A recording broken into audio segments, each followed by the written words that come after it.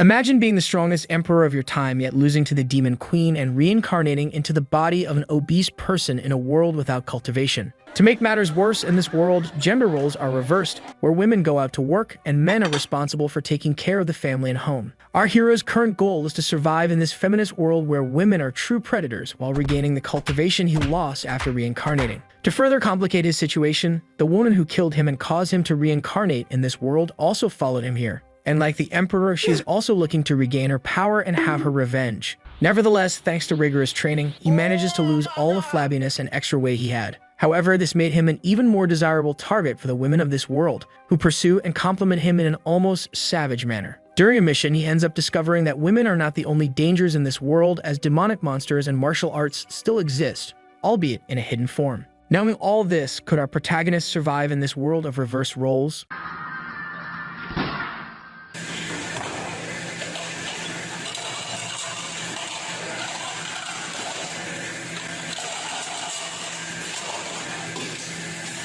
The story begins with our protagonist seeing a news article on the internet stating that the daddy gun style, according to some users, is ruining male mentality, and that in the past, women were considered intelligent and capable of reaching the heavens, but this style is tearing down that image. While reading all this nonsense on the internet, our hero wonders exactly where he has reincarnated. It has been 2 days since he arrived in this new world, and he still hasn't gotten used to the heavy body. Before coming to this world, he was the emperor of his generation. Every time he visits a news site, he only finds reports of robberies. In that world, there were no cultivators, just a modern world where the concepts of men and women were inverted. The power of that demon he had fought was so immense that they lost their bodies, but he survived by sheer luck. It was a miracle that his spirit managed to travel to another world and find a recently dead body to reincarnate into. Speaking of which, his name seemed to be Lin Mo. In his memories, he was a rich kid who studied at a first-class private school. Lin had no idea if that demon had also come back to life, but either way, before recovering his strength, he needed to live as Lin Mo. For that reason, even an emperor needed to go to school. Getting dressed, the young man left his room. Looking around, he assumed that his family wasn't bad at all. Even so, the house was smaller than his last fish tank. In his memories, it seemed that his parents died in an accident, and his grandmother had Alzheimer's, bedridden in the hospital. His distant aunt took on the role of guardian after he was abandoned, and together with her, his family also moved. Before he knew it, everything that belonged to him was already his aunt's, and his quality of life had deteriorated. Walking through the house, the boy approached a table. The one with hair like it was licked by a cow was named Yangjun, and the other was Zixuan. The boy's aunt appeared, saying that he arrived just in time to discuss his studies, and that Yanwu was right, mentioning that it was a joke. Hearing the name his aunt mentioned, the boy became thoughtful. In the memories of his body, his grandmother arranged a marriage for him before she developed Alzheimer's, and the girl's name was the same. However, she was shocked when she learned about it, and with disdain, asked how she could go out with someone as fat as him. While crossing the street, he was accidentally run over by a truck, and when this happened, his aunt canceled the engagement, thinking that it was unbelievable because the emperor of his generation would have to marry someone from this world based on another woman's decision. Still in the kitchen, his aunt asked if he was listening. The boy said it was nothing and told her not to arrange a marriage for him again. Observing Lin's expression, the woman thought he seemed different. Unexpectedly, he appeared to have an inexplicable aura of tyranny. Then Lin sat at the table, thinking that he had no appetite since starting his diet. But so that this body wouldn't starve, he had to take it easy. Taking a piece of food, he thought it smelled good. Then his cousin asked why he didn't study abroad since his companions knew how much he expressed his love to others. Lin wondered why he needed to talk to those insects when this emperor reigned for thousands of years. But as he needed to play the role of a normal person, he said he wouldn't go now because he was happy with that school. The boy said it didn't matter which school he attended as long as he got good grades. Continuing to eat, Lin thought he didn't want to talk to him. 1 hour later, the protagonist was inside a car and the person driving announced that they had arrived. His cousin, in turn, asked Lin not to get out together with him. With a look of disdain, the protagonist stared at him, leaving the boy scared by that gaze. Getting out of the car. Next, Lin was already standing in front of a building, mentioning that the architecture of that world was excellent. However, there were some issues. Each of those men stood out a lot as they were showing their pale legs, but at least the women seemed normal. In the background, 2 girls were talking about the protagonist's brother's legs, saying they were beautiful. With disdain, the boy thought that it was so unpleasant that it made him almost vomit. However, he should forget about that because he didn't know if that demon was still alive, and besides, he needed to strengthen his body before she appeared. While walking through the school, Lin found his classroom. In the background, someone seemed to mock the protagonist, saying his fiancée was there. His wife was sitting at the table while 2 girls were talking to her. Observing the protagonist, she didn't seem to like his presence. Lin thinks it was amazing how mortals could be so unbearable. The boy heads towards his desk, leaving Yanhui confused. While sitting, he wonders how he could resume his cultivation somehow. Someone grabs his shoulder, saying he should believe when he said he couldn't like her. Reality wasn't the same as on TV, mentioning that she seemed mature but should be deceived by the things she said. Remembering the girl, Lin thinks she should be that body's classmate. Continuing to speak, the girl questions how she could like a second-class person. Seeing Lin still silent, she supposes she had said too much, saying he still had a chance with Yanhui, who might like him if he lost some weight. Then the protagonist asks her to say what she wanted to say. The girl asks how he knew she was plotting something, and Lin mentions that she wasn't that kind to act that way.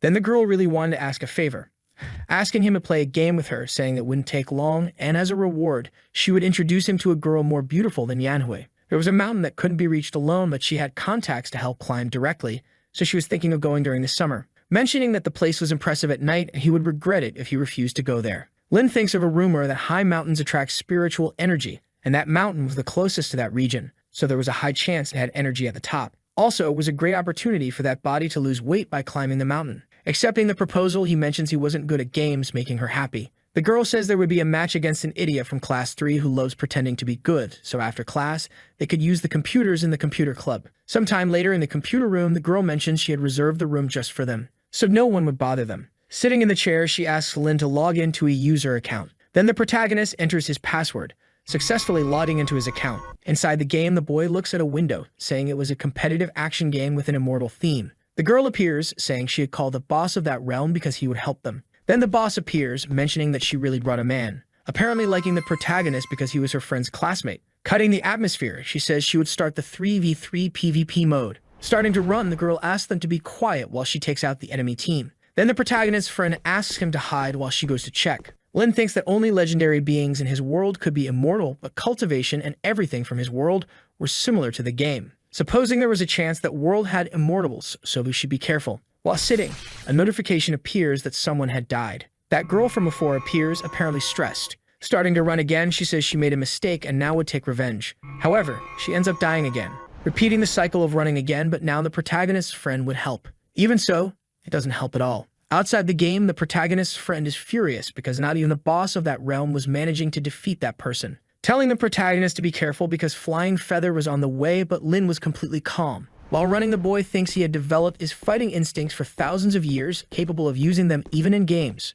During all that, the other team was still chasing the protagonist while two girls fawned over the person playing. Then the girl says he couldn't escape her. Looking back, Lin sees someone following him. Stopping running, he thinks he was an emperor and therefore had never been pursued. Noticing that Lin had seen her, the woman quickly hides. The protagonist in turn affirms that it was a quick reaction and that body couldn't win since in that game the attacks were hard to use. Outside the game, Lin seemed to use an ability. The woman observing the protagonist mentions that he was a novice who had no idea where he was. Therefore, that was a positive point as she approached the boy. Quickly, Lin uses the keyboard and mouse, launching an attack at the woman. Suddenly, he hits her and a notification of a dead player appears. On the other side, they were surprised that the protagonist managed to win. Standing up from her chair, Lin's friend says she didn't know he was that good. Noticing him still, she asks if he is okay. Lin thinks he had no idea that a body like that could be so damaged by a simple use of spiritual energy. Returning to the game, one of his friends asked to come back, but she didn't have more time, thinking that she had finally found him, wondering why he always kept running away. But this time, she would kill him going towards the protagonist. Meanwhile, the boy kept running non-stop. Noticing the girl had found him again, he thinks he should boost the lower part of his body again, throwing his sword towards the woman. Then she questions if the boy wanted to hit her from that far away. At the same instant, her leg gets hit. She ends up falling to the ground. Looking at the sword in her leg, she wonders if it was a warning to stop following him. Outside the game, one of his friends says they should stop chasing him. The girl, in turn, asks if she knew the other side, asking to contact them right away. Sitting in the chair, she murmurs the protagonist's name. On the other side, the protagonist's friend receives a call from those girls wanting to see her. Approaching Lin, and his friend says he was amazing, suggesting they play a few more matches, but the boy didn't want to play anymore, asking not to forget the promise he made before. Sometime later, Lin was already near his house. In his room, the boy lies down, mentioning that his body was very fragile. The next day, while going to school, his cousin calls him, asking him to explain to his classmates that the marriage with Yanhui wasn't real. Then the protagonist says there was no need to explain what was false. While walking away, his cousin says he was very arrogant. Inside the classroom, his friend notices his presence, asking if he knew who that girl from before was named Zhao Yutang, mentioning that, surprisingly, she was from their school. It seemed he went through a lot since he lost his love, mentioning that the girl wanted to see him and he didn't need to worry because she wouldn't do anything to a guy. But even before finishing the sentence with a threatening look, the protagonist observes him. Suddenly, he doesn't finish the sentence, mentioning that it wasn't Momo Baby. Then a girl walks towards the protagonist's table. That was Yanhui, saying they needed to clarify things and should say it was just a fake marriage. Lin's friend says she was going too far after all. Linmo was just a boy and should have more compassion. The girl questions what that had to do with anything and if she liked the protagonist. Entering the conversation, the boy says that whether it was true or false, there was no possibility of him being with the girl, asking her to leave. Yanhui says he was being very arrogant and didn't know how much it bothered her, so he should never say he was going to marry again. In the background, Woi says Lin was very strong because he hadn't cried until now, and the other guy says that if it were him, he would leave the school immediately. Then someone enters the room. That was the girl who had lost before, accompanied by 2 more people. In the background, people mentioned that was Zhao Yutang. Rumors said she caused a lot of trouble, and everyone who got involved with her left the school. Approaching Lin, the girl calls the protagonist. Apparently, Yanhui was her sister, asking if she wanted something. Then the girl calls Momo Baby, which was the protagonist's profile name in the game, asking him to follow her. Meanwhile, Lin, irritated, remains seated in the chair, thinking that he was an emperor and not Momo Baby. In the background, those 2 boys ask how he got close to Yutang and why she was calling him Momo Baby. His friend, in turn, apologizes because the girl wanted to play with the protagonist alone. He just needed to go out with her, and then he could do whatever he wanted. Leaving the room, Lin murmurs that those people were very annoying. At the door of his class, Yutang waited for him, thinking she didn't expect that Momo Baby was a man instead of a woman, stating that it was fun because in the past women fought with combat skirts, but now it has become a norm for them. Then she starts asking Lin several questions, wondering if he was the one who defeated her in that game. She orders him to find her after class as she wanted to duel with him alone. But Lin says he didn't play that game and had only won by luck, saying he was going back to class. Irritated, Yutang wonders if the boy didn't know who she was. Then the other girl affirms that it was not surprising Lin wasn't afraid of her since he had no love left in his heart because he had been abandoned. Yutang, in turn, gives the order for her to bring the boy at noon. Returning to the classroom, a group of boys ask what Yutang had sent to him. His friend says the girl had been attracted to the protagonist and just wanted to play with him alone, telling him not to worry because she would take him to Wushu Mountain on the weekend and also arrange some girls. With a threatening look, Lin tells her not to bring anyone else. Imagining supposedly illicit things, the girl feels embarrassed, saying many things and that he shouldn't be interested in her. Then another girl appears, saying that Yutang was waiting for the protagonist. However, Lin was no longer in the room. In the cafeteria, Lin was eating while people in the background mocked him, saying he ate too much. At the counter, the boy asks the server to wrap it up to go. Leaving the place, the protagonist thinks he still hadn't gotten used to that noisy world, and he shouldn't get upset because of that. In the background, someone was approaching the boy, murmuring various things about that body dying in a year, and if he wanted to survive, he should merge with her, and as a reward, she would fulfill his desires. While walking, people around observed her beauty. The woman says she had made the right decision. From now on, his 18 years of life would be part of hers, mentioning it was a pity that all the joys and sorrows he had experienced were just a drop in the ocean for her. After working hard for so long, she managed to defeat the Emperor, but it wasn't the ending she desired, and now the only thing she could do was revive the demon world. But the Emperor had many tricks up his sleeve, so he wouldn't die easily. Hence, she should be careful since he might have come to that world, affirming that this world was very interesting. She never got her father's approval in the demon world, no matter how hard she tried, just because she was a woman. Those men looked down on her and only wanted to possess her until the day she put on a mask of evil spirits, killing them so they would fear her. However, in that place, men are at a disadvantage and cultivation wasn't bad despite the spiritual power being scarce. Moreover, she was beautiful to the point that men followed her, but it had been a while since that fat boy was after her, and as a woman it was good to be direct. Looking back, their eyes meet. The girl, in turn, asked him to stop following her because there would be nothing between them. However, our boy walks past her, ignoring the poor girl. Embarrassed, the girl thinks she should regain her strength before leaving that world, mentioning that the boys in that world were very shy, so Lin must have been embarrassed, refusing to admit he was following her. Therefore, he hadn't said anything to avoid embarrassment. Returning to the protagonist, he was apparently annoyed, wondering why that girl was following him. Noticing Lin was heading to the rooftop, she thinks he should find another place to be alone, but remembers that normal students never went there. People in that world are spiritually and physically weak, questioning if Lin was going to jump off the rooftop. However, that wasn't her business. Still, she remained bothered, remembering that the friend of the original owner of her body had also jumped off a building. Heading towards the rooftop, she thinks she would fulfill the will of that body. Arriving at the top of the building, she sees the protagonist at the edge of the rooftop. Then she tries to use an ability to immobilize him. However, she'd have forgotten she had no spiritual power. Meanwhile, Lin calmly thinks that it was quite cold up there, so it would be better to go down for lunch. Then the girl appears, asking the protagonist to wait. While grabbing his belly, Lin asks what she was doing. Lifting the boy, she asks the protagonist to come down, but she is surprised by the boy's weight, falling to the ground with him, where she ends up breaking a rib. On top of her, Lin says he didn't even have time to respond, questioning what she was doing. The girl says she was just helping because he was going to jump in an isolated place, thinking she had broken a rib because of him. Surprised, Lin thinks that the girl thought he was going to jump off the building, supposing it was because in that world men were fragile while women were strong, extending his hand to help her, asking her to control her imagination because he had only gone to get some air and had no intention of jumping off the building. Besides, he wasn't interested in her, leaving the girl embarrassed, telling him never to appear in front of her again. As he walks away, Lin thinks that woman had refused the help of an emperor without even knowing, and since she didn't want help, there was nothing he could do. Back in the classroom, his friend asks where he had been, mentioning that Yutang was looking for him and telling him not to leave after class. The protagonist in turn says it was all her fault, so she should solve it herself. But the girl says she would go with him after class to play with Yutang, and if he let her win, it should be enough to leave him alone. Even so, Lin says he wouldn't go, thinking he didn't want to lose to a little girl, even in a game. His friend keeps trying to convince the protagonist, but the boy says the problem was hers. The girl saying she would do anything for him. Lin still decides he wouldn't go, so his friend thinks she was in trouble. Sometime later, the day passes. Standing up, the protagonist tells them to leave and not to forget their promise at Wushu Mountain. While walking away, Lin remembers something, recalling that he had fallen on top of that girl, wondering if she was okay. The human body is very fragile, so she probably ended up breaking some ribs. Since human lives in that world were precious, he could end up being arrested, which would cause a huge problem. Looking for the girl, Lin thinks he should check on her. Meanwhile, she was still on the rooftop, stating that that body was very weak and couldn't get up. Besides, it was very windy, and she was hungry, thinking about shouting for help but wouldn't do it even if she died. She didn't expect that could happen. An invincible demon who defeated the emperor was taken down by a fat boy. Then someone approaches the girl. Noticing it was Lin, the girl asks why he came back.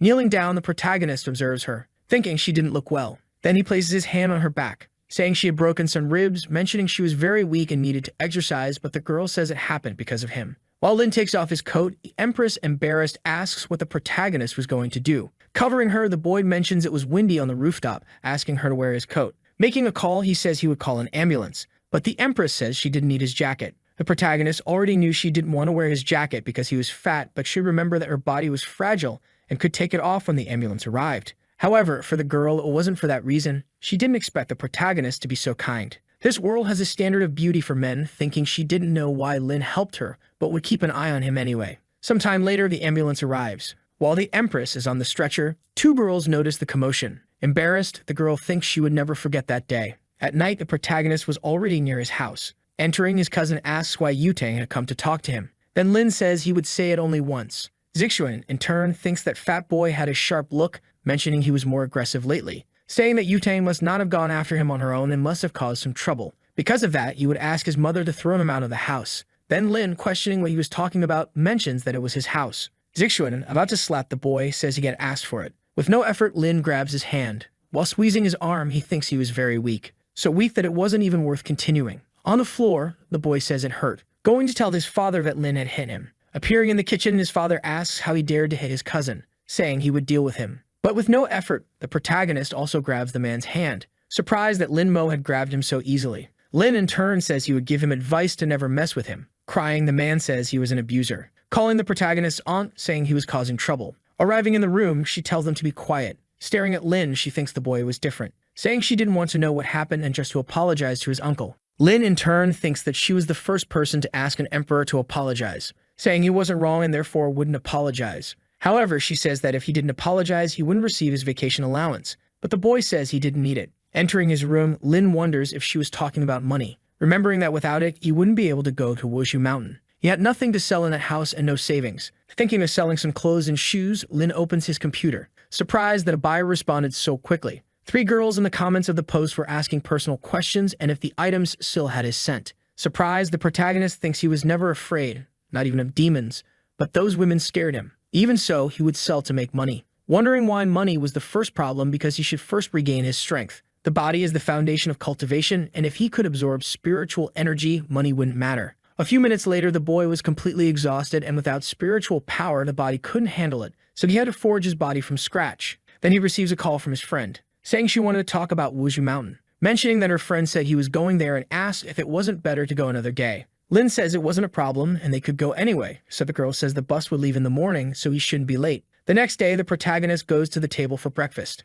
Zixuan asks why he woke up early and if Yanhui hadn't asked to go out with him, but the boy remains silent. His cousin, in his thoughts, wonders why he wasn't responding and if he was planning something. saying he could continue eating like a beggar because his bus had arrived. Near the bus, Yanhui calls the boy, saying she was scared so they should get on quickly. Inside the bus, she says Lin has been different since she rejected him, mentioning that last night he pushed Zixuan while arguing with his father. Yanhui, in turn, says she always knew it wasn't a good idea to take Lin to Wuzhu Mountain, affirming that he was also going, and the other girl says he looks like a whale pacifier, so he wouldn't be able to climb. Then the protagonist's friend appears, saying they were in the same class and shouldn't talk about him like that. The girl thinks she didn't expect Lin to come, but he wasn't afraid of Yanhui, so she would stay with him so he wouldn't feel alone. Then Lin appears on the bus. While going to his seat, Yanhui stops the protagonist, asking why he pushed Zixuan. Interfering in the matter, the protagonist's friend says it must be a misunderstanding because Lin was a calm person, calling the boy to the front of the bus because it had a beautiful view. At the front of the bus, she asks the driver to stop at the next stop to pick up another person.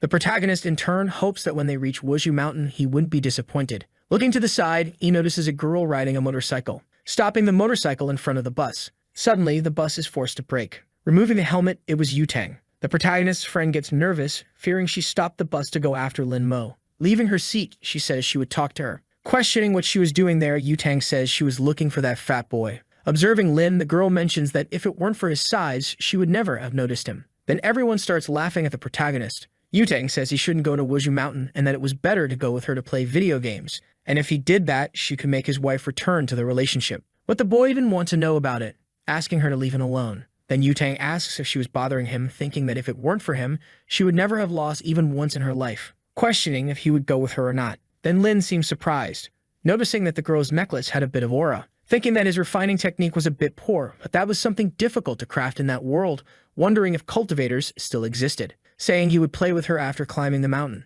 Then the protagonist's friend suggests they all go to the mountain. Yutang asks if Lin was really willing to climb that place. It seems he wasn't popular and was fat, so she would watch him try to climb that mountain. Meanwhile, another guy appears saying he has a seat next to him, suggesting she sit beside him. But the girl doesn't care and calls one of her friends to take care of her motorcycle, asking if Lin had that game because she wanted to play with him now. However, the protagonist says that if he won, he wanted something in return. Accepting the offer, Yutang says that if she lost, he would have to be her servant forever, ignoring another guy while talking to Lin. Then the other man asks Zixuan if Lin was good at games and why Yutang insisted on playing with him. Zixuan, in turn, thinks he has no idea what's going on and the protagonist is a nuisance. Back to Lin, the boy was playing that game with Yutang again. Noticing an opening, he prepares an attack. Yutang is surprised because he was attacking at high speed. Taking the hit head-on, the system informs that Momo Baby is the winner. Outside the game, Yutang still can't believe she lost, asking how he managed to have such incredible precision. But the protagonist says every move of his was calculated,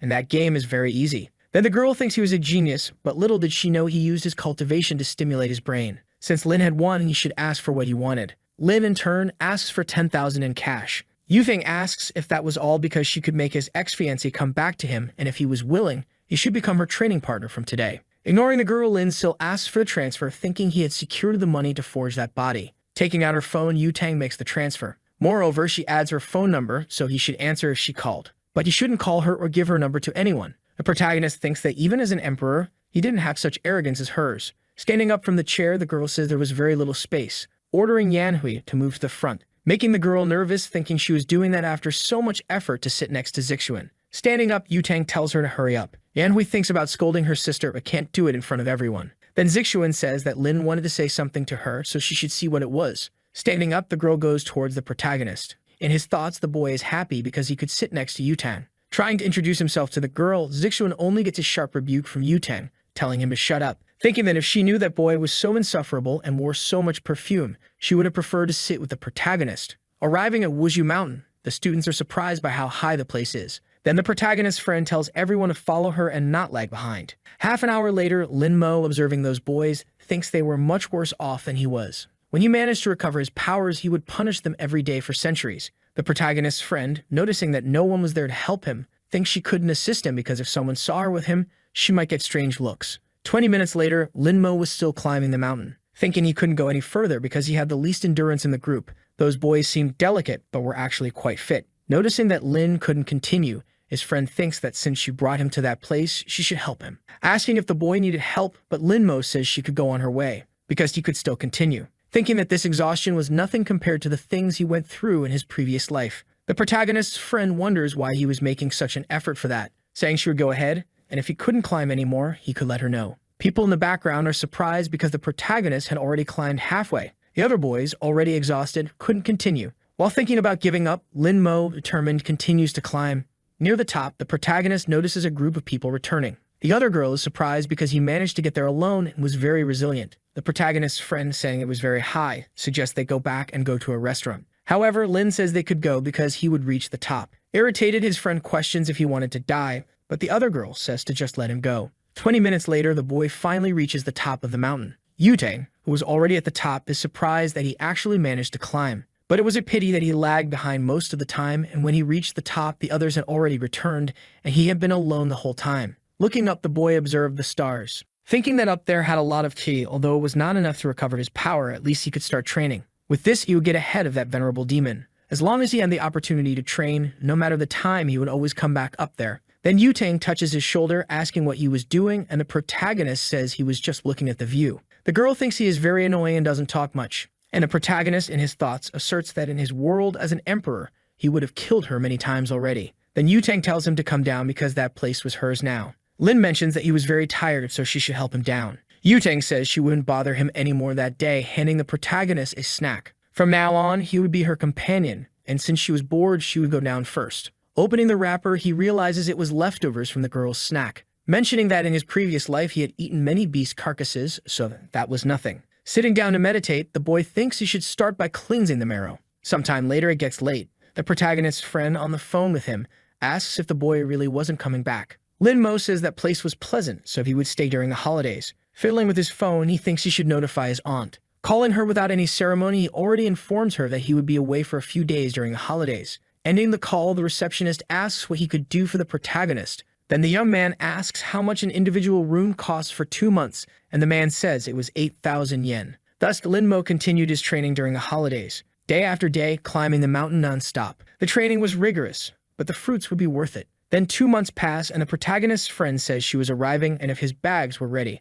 Thinking that she couldn't talk to him during the holidays, and because of that, Yutang was always bothering her. So she had to take him to Yutang no matter the circumstances. Meanwhile, Lin Mo looks at himself in the mirror, thinking that after 2 months, the spiritual energy in his body was still weak. Appearing like a complete Giga Chad, he says he should still continue being a mediocre student. Sometime later, the protagonist's friend says she finally managed to find him. But when she looks at the boy, she is surprised by his beauty, supposing she had mistaken the room. Imagining having a family with that man. With a remorseful look, the protagonist notices the girl staring at him. Embarrassed, she starts to leave, thinking the protagonist must think she was a pervert. Then Lin asks where she was going because she wasn't mistaken. The girl, in turn, asks if he was a friend of Lin Mo, but he says he was Lin Mo. However, she doesn't believe his words, supposing they had the same name. But the protagonist says he had just lost some weight, asking why she was so surprised, although the boy had changed drastically. Everything about him was completely different. Grabbing the bags, Lin says they should go. Then the girl thinks that from his cold look and way of speaking, he was definitely Lin Mo, thinking she wasn't dreaming and the boy had changed a lot,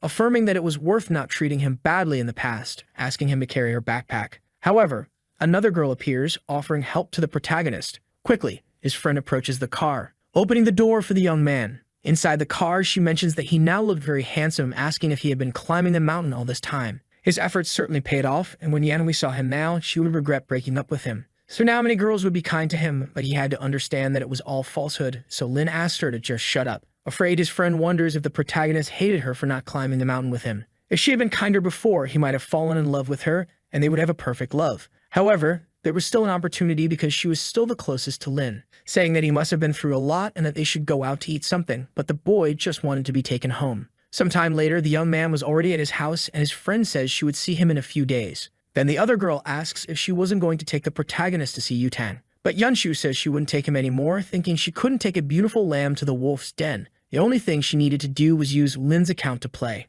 Then Lin Mo enters his house. The whole family is surprised by his appearance, asking who he was and how he had entered. But the boy says he is Lin Mo and had just lost weight. Even so, Visixuan doesn't believe it was him because even if he lost weight, he wouldn't be that handsome. Then his mother asks him to stop yelling, asking if the boy had had some surgery. The boy mentions that she had all his money, so he couldn't have done that, questioning if he would receive his allowance that semester. His aunt said she would cover all his expenses and also buy a new uniform. But if he did anything bad to his cousin or uncle again, she wouldn't give him another cent. Standing up, Lin says he was already satisfied, and his aunt thinks he really was the protagonist. The next day, the young man was in a car with his cousin going to school. Zixuan asks why the driver was driving slower this time, so the girl says she would go faster, thinking she couldn't help but look at the protagonist because he was very handsome. So she just wanted to keep observing the boy. Then Lin gets out of the car. Everyone around is surprised by his beauty, wondering who that boy was. His cousin, envious, questions why Lin was drawing so much attention. Noticing that the girls were taking pictures of him, the young man thinks something wasn't right.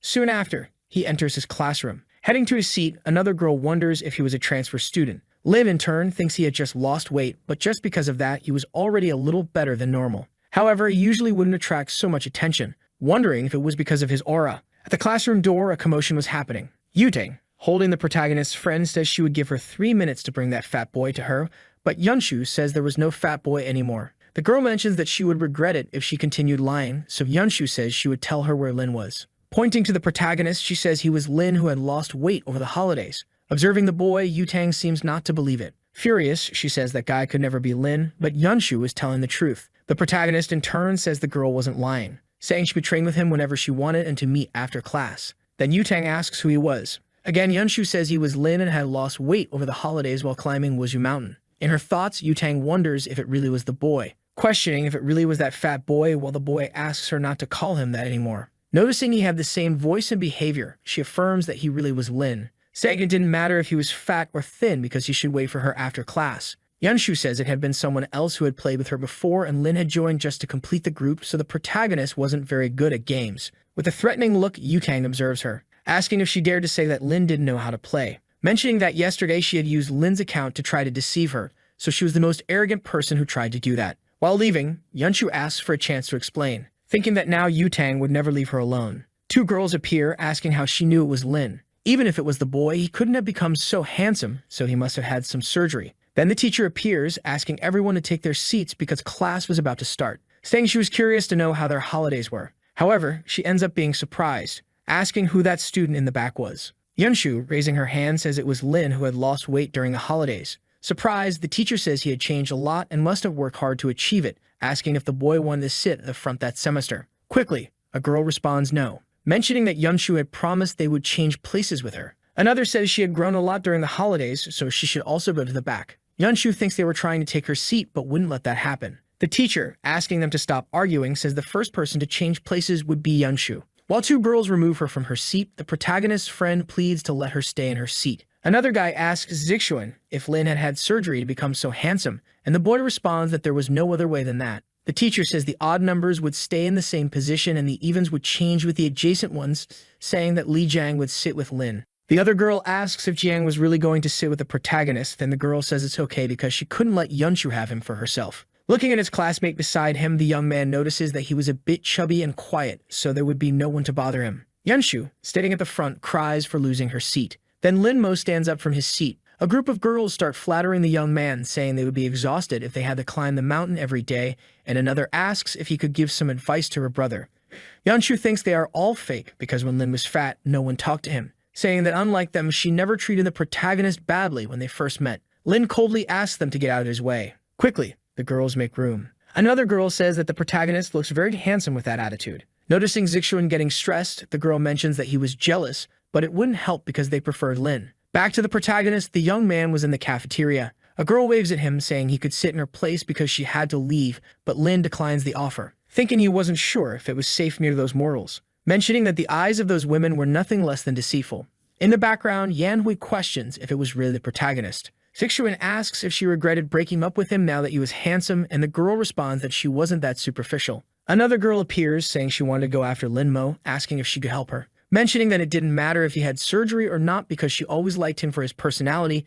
Then Yanhui calls her a hypocrite. Hearing what she said, she thinks hypocrisy was thinking that was surgery, and if she could get those beautiful legs of Lin's, she wouldn't care if they were fake or not, saying she would go after the boy alone. Meanwhile, Lin Mo was walking through the school. Then Yanhui appears, saying she was there to apologize for everything, mentioning that it had been sudden for her, and she still didn't want to get married. Accepting the apology, the protagonist walks away. Asking Lin to wait, the young man questions if she had more to say, affirming that she really felt sorry for everything she had said. Lin continues to walk, making Yanhui wonder why he was so cold, supposing she might have been the reason he changed so much. Outside the school, Lin Mo hopes no one is on the rooftop. While walking, he encounters the girl whose ribs he had broken, wondering if she wanted to steal his spot on the rooftop again. Looking back, the girl notices that Lin has been following her for some time, mentioning that he looked like the protagonist, but that man was more handsome. Then Lin walks past the girl, feeling relieved because she thought the young man would talk to her, questioning if he was also going to the rooftop. Catching up with the boy, she notices he was climbing the stairs.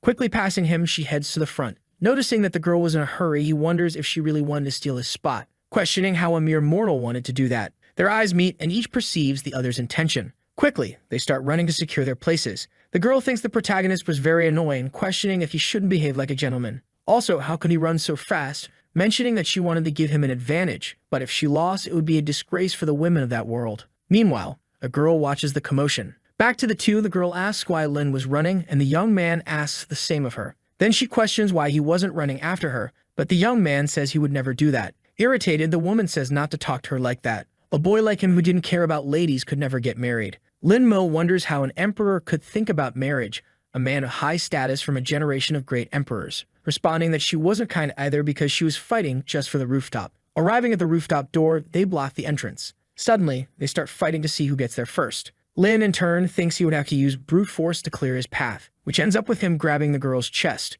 She ends up feeling embarrassed.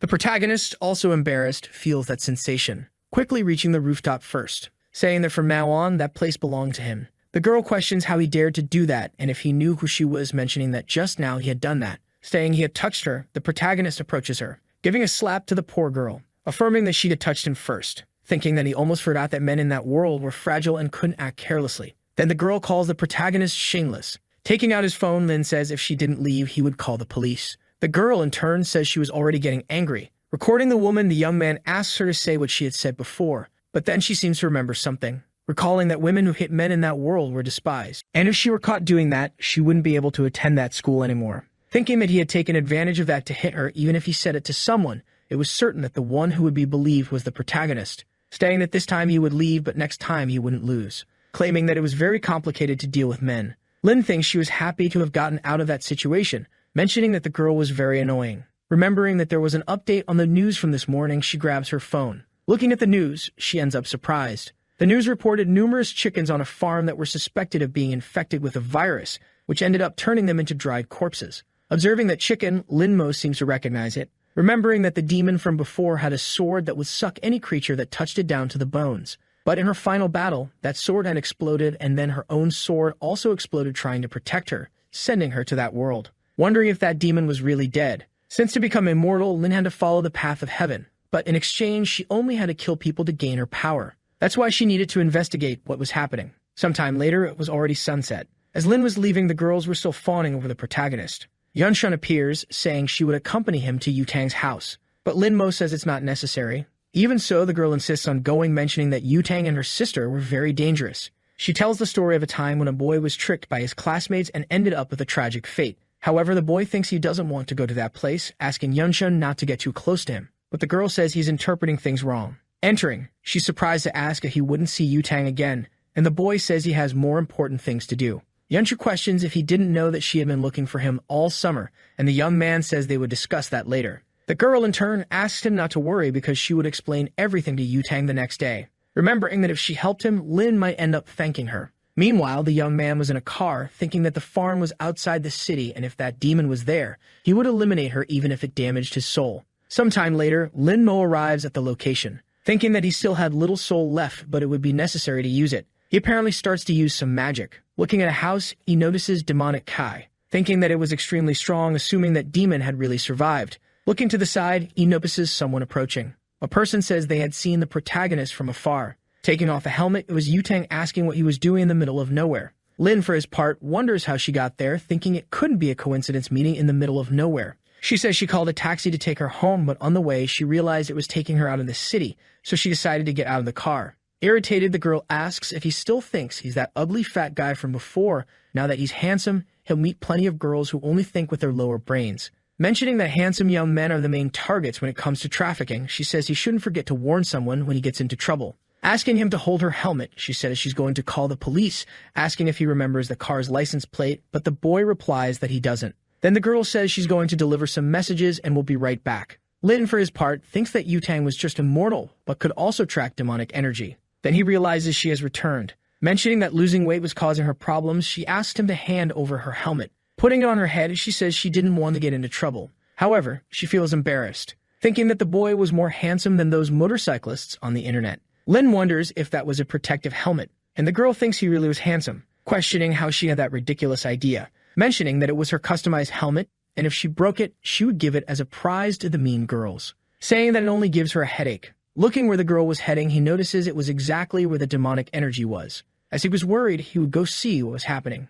Returning to Yutang, the girl seems to pass through a place she shouldn't, where an old woman notices her, questioning who the girl was looking for. Quickly, Yutang pulls out a gun, saying she had a lot of courage not to run when she saw her. Desperately, the woman says she shouldn't place a prank because it was against the law. Then Yutang asks if she knew the demon cultivator's law, but the woman says she was just a chicken farmer. Stealthily, she draws a dagger from her sleeve. Yutang, perceiving the woman's intention, fires her weapon. With her arm bleeding, the woman begs not to be killed. The girl mentions she was a good actress, but would have to be better to deceive her, using a spell that turns her weapon into a sword. Even so, the woman insists she was not a demon cultivator and had nothing to do with that incident. Yutang says she is now only capable of refining chickens, but in the future could be refining people, mentioning she had little cultivation time, but was better than a monk. Then the woman asks how she didn't notice that, saying she would go further if she refined her. Yutang says that was encouraging, quickly advances on the demon, stating that the result wouldn't change, stabbing her sword into the monster's chest. Lin Mo, watching from the background, thinks that energy seemed to be from a demonic sword. Yutang, in turn, seems surprised, for her sword had no effect. The girl thinks that energy was completely different from the demon cultivators she had encountered before, questioning what that creature was. In an instant, the monster advances on Yutang, where she narrowly dodges, assuming that if she took that attack, she would surely die. Again, the creature envelops magic in its fist. Then Yutang takes a piece of paper. There was a spiritual talisman thrown towards the monster. However, it has no effect, where the demon again attacks the girl. Suddenly, she is thrown against the wall, as she coughs blood as she thinks she couldn't believe she had lost. At that moment, the protagonist appears to defend the girl, who asks what he was talking about because he should leave that place. Lin asks to speak politely, but Yutang orders him to leave. Quickly, the young man seems to use his skill, where the demon stops moving. Yutang, surprised, asks why it stopped, but Lin says it was nothing special, for it was he who was there. While fleeing, the demon falls to the ground. Before the monster, a giant aura surrounded the protagonist. The girl mentions that the pressure was very strong and she couldn't breathe, wondering who Lin really was. Meanwhile, in another place in Gyuyuan in the city of Liu Bei, a man says that Tao was what gave birth to heaven and earth, encompassing all things. Then the man seems surprised, questioning why the bell was ringing and if it shouldn't only happen when there was a great event in the world. With the master kneeling, his subjects ask if he was okay. Then the man says the father of Tao had just reincarnated. Returning to the protagonist, the boy asks where that demon was. However, the creature had already lost all its spirit, mentioning it was just a fragment of the sword. Even so, it didn't matter. Using a skill, the young man seems to absorb that spirit, thinking it could be a trap by the demon to reveal his location, but was a good item to cultivate when his demonic nature is eliminated. The only thing he had to do now was to take care of that woman. Behind the protagonist, Yutang says he was very handsome. Using magic, the boy orders her to forget what she had seen. Then Yutang faints. Observing the girl, Lin thinks her spiritual root was of the highest quality and that was incredible, even in his world. But that meant there was a good place to cultivate in that world, otherwise it would be impossible to reach that level. Soon after using his skill, the boy feels a pain in his chest, assuming he had overloaded his residual soul, thinking he should leave that place, where he ends up encountering two girls mentioning he was very handsome, and that they would take him to a nice place, but Lin asks to let him go or they would regret it. Then the girl says he was acting tough, asking him to be a little more gentle. Irritated, the protagonist thinks that as his soul was damaged, he couldn't use his strength. Grabbing his face, the woman says he should obey her. Meanwhile, Yutang was behind the two, asking them to get out of her way, throwing a punch at the woman who narrowly dodges. The other woman tries to attack Yutang, but the girl dodges and counterattacks, quickly delivers a kick to the other, where she ends up knocking them both out. Approaching Lin, she asks why he didn't defend himself because when encountering people like that, he should strike with all of his strength at their weak point. The boy, questioning what the vital point was, hears Yutang respond that it was the chest and asks if he didn't even know how to defend himself. Leaving, the girl says she would take the young man to her house. When he was about to take off his helmet, Yutang asks why he did that, telling him to just get on the bike. Getting on the bike, the two head towards Lin's house. The protagonist thinks that in his past life, holding a girl without being in a relationship would be considered indecent, but in that world, they didn't think much about it. However, that vehicle was very fast, mentioning that with his sword, he could go faster than that. In the dead of night, the two arrive at their destination. Lin, thanking for the ride, asks how much he should pay, and the girl questions what he was talking about. Calling him fat, she mentions that just a moment ago the boy was scared and the protagonist asks her not to call him that. Then Yutang says that before Lin didn't care when people called him that. In the middle of the conversation, the girl remembers something, saying that the protagonist had deceived her again and left her waiting. But the boy says his family taught him he should go home after school because he couldn't walk alone, saying he had waited for her before.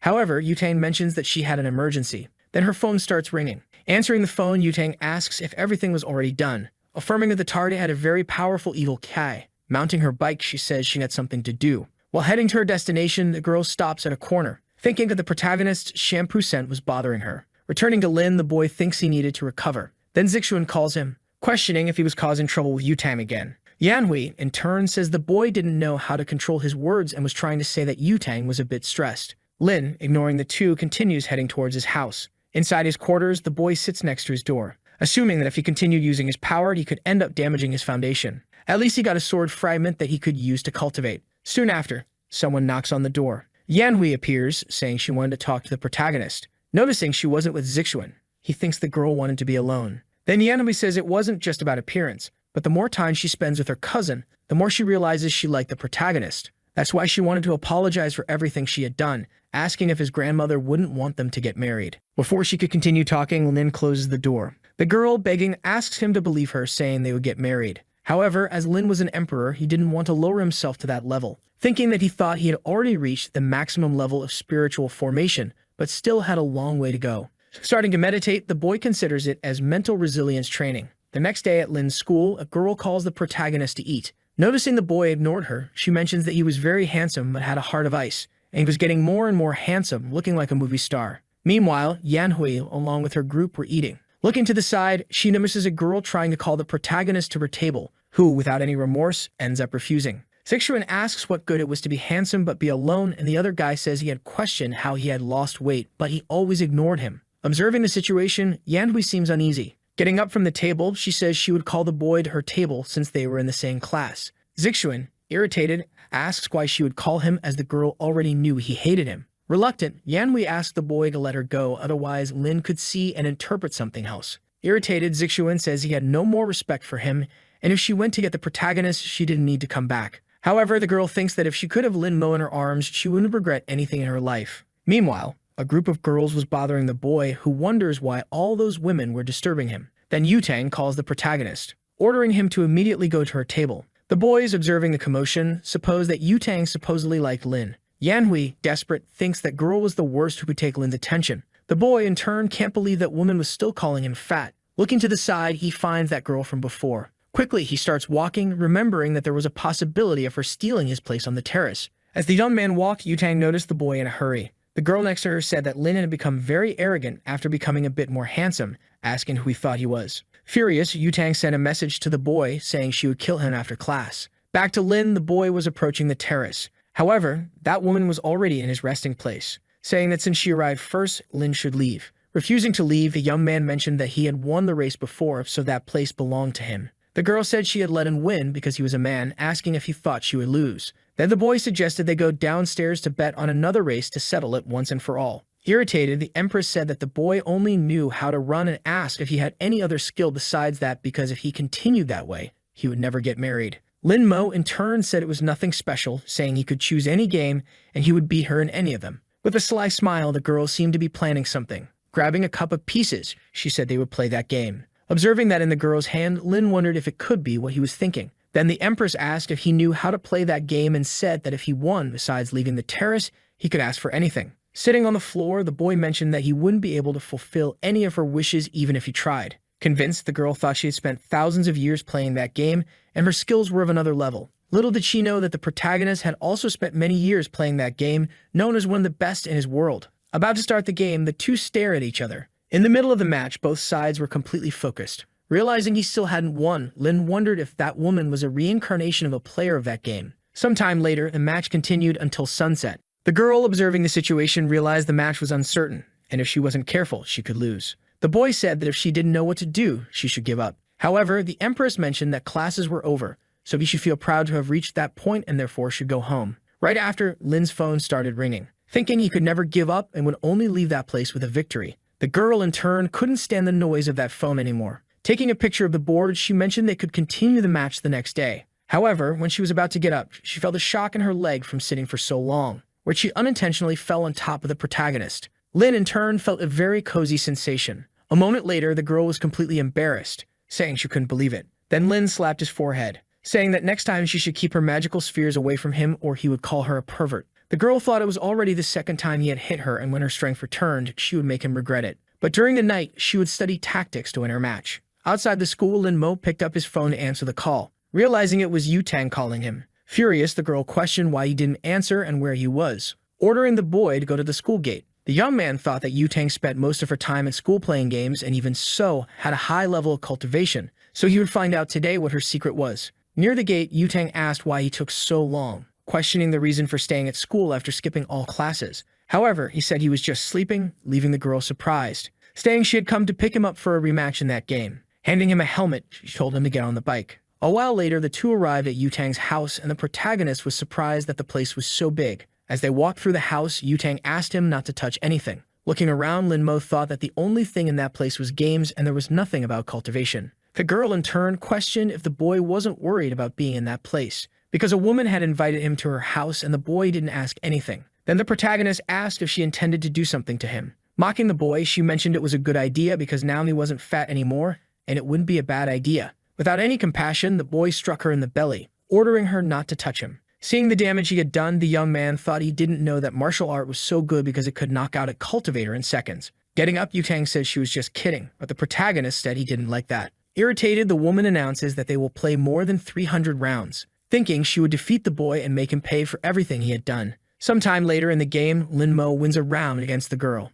Then he wins 2 more times. That cycle continued countless times without a single victory for the girl. With her head down, Yutang realizes she is losing 47-0. Standing up, the boy mentions he needs to go. Stealthily, he seems to place something under her table. Asking for one more game, Yutang says he could stay at her house, but the young man says they will continue another day. Saying she would take him to his house, Lin Mo responds that he will take a taxi. The thing the protagonist had placed under the table starts to fall. Seeming to come to life, it begins to move. Meanwhile, in some building, Yanhui in her room was thoughtful about Lin skipping afternoon classes, wondering where the boy had gone. Then she receives a call. Someone asks her to check the group messages because something unbelievable had happened. Looking at the messages on her phone, she sees a photo of the protagonist with Yutang. Irritated, the girl starts knocking everything off her desk, questioning how she dared take her Lin Mo to her house, wishing that woman would have a motorcycle accident. However, cursing her wouldn't help anything. Then a purple crystal asks if she wanted revenge. Looking around the room, she asks who is there, asking them to show themselves. However, the crystal says its identity is irrelevant.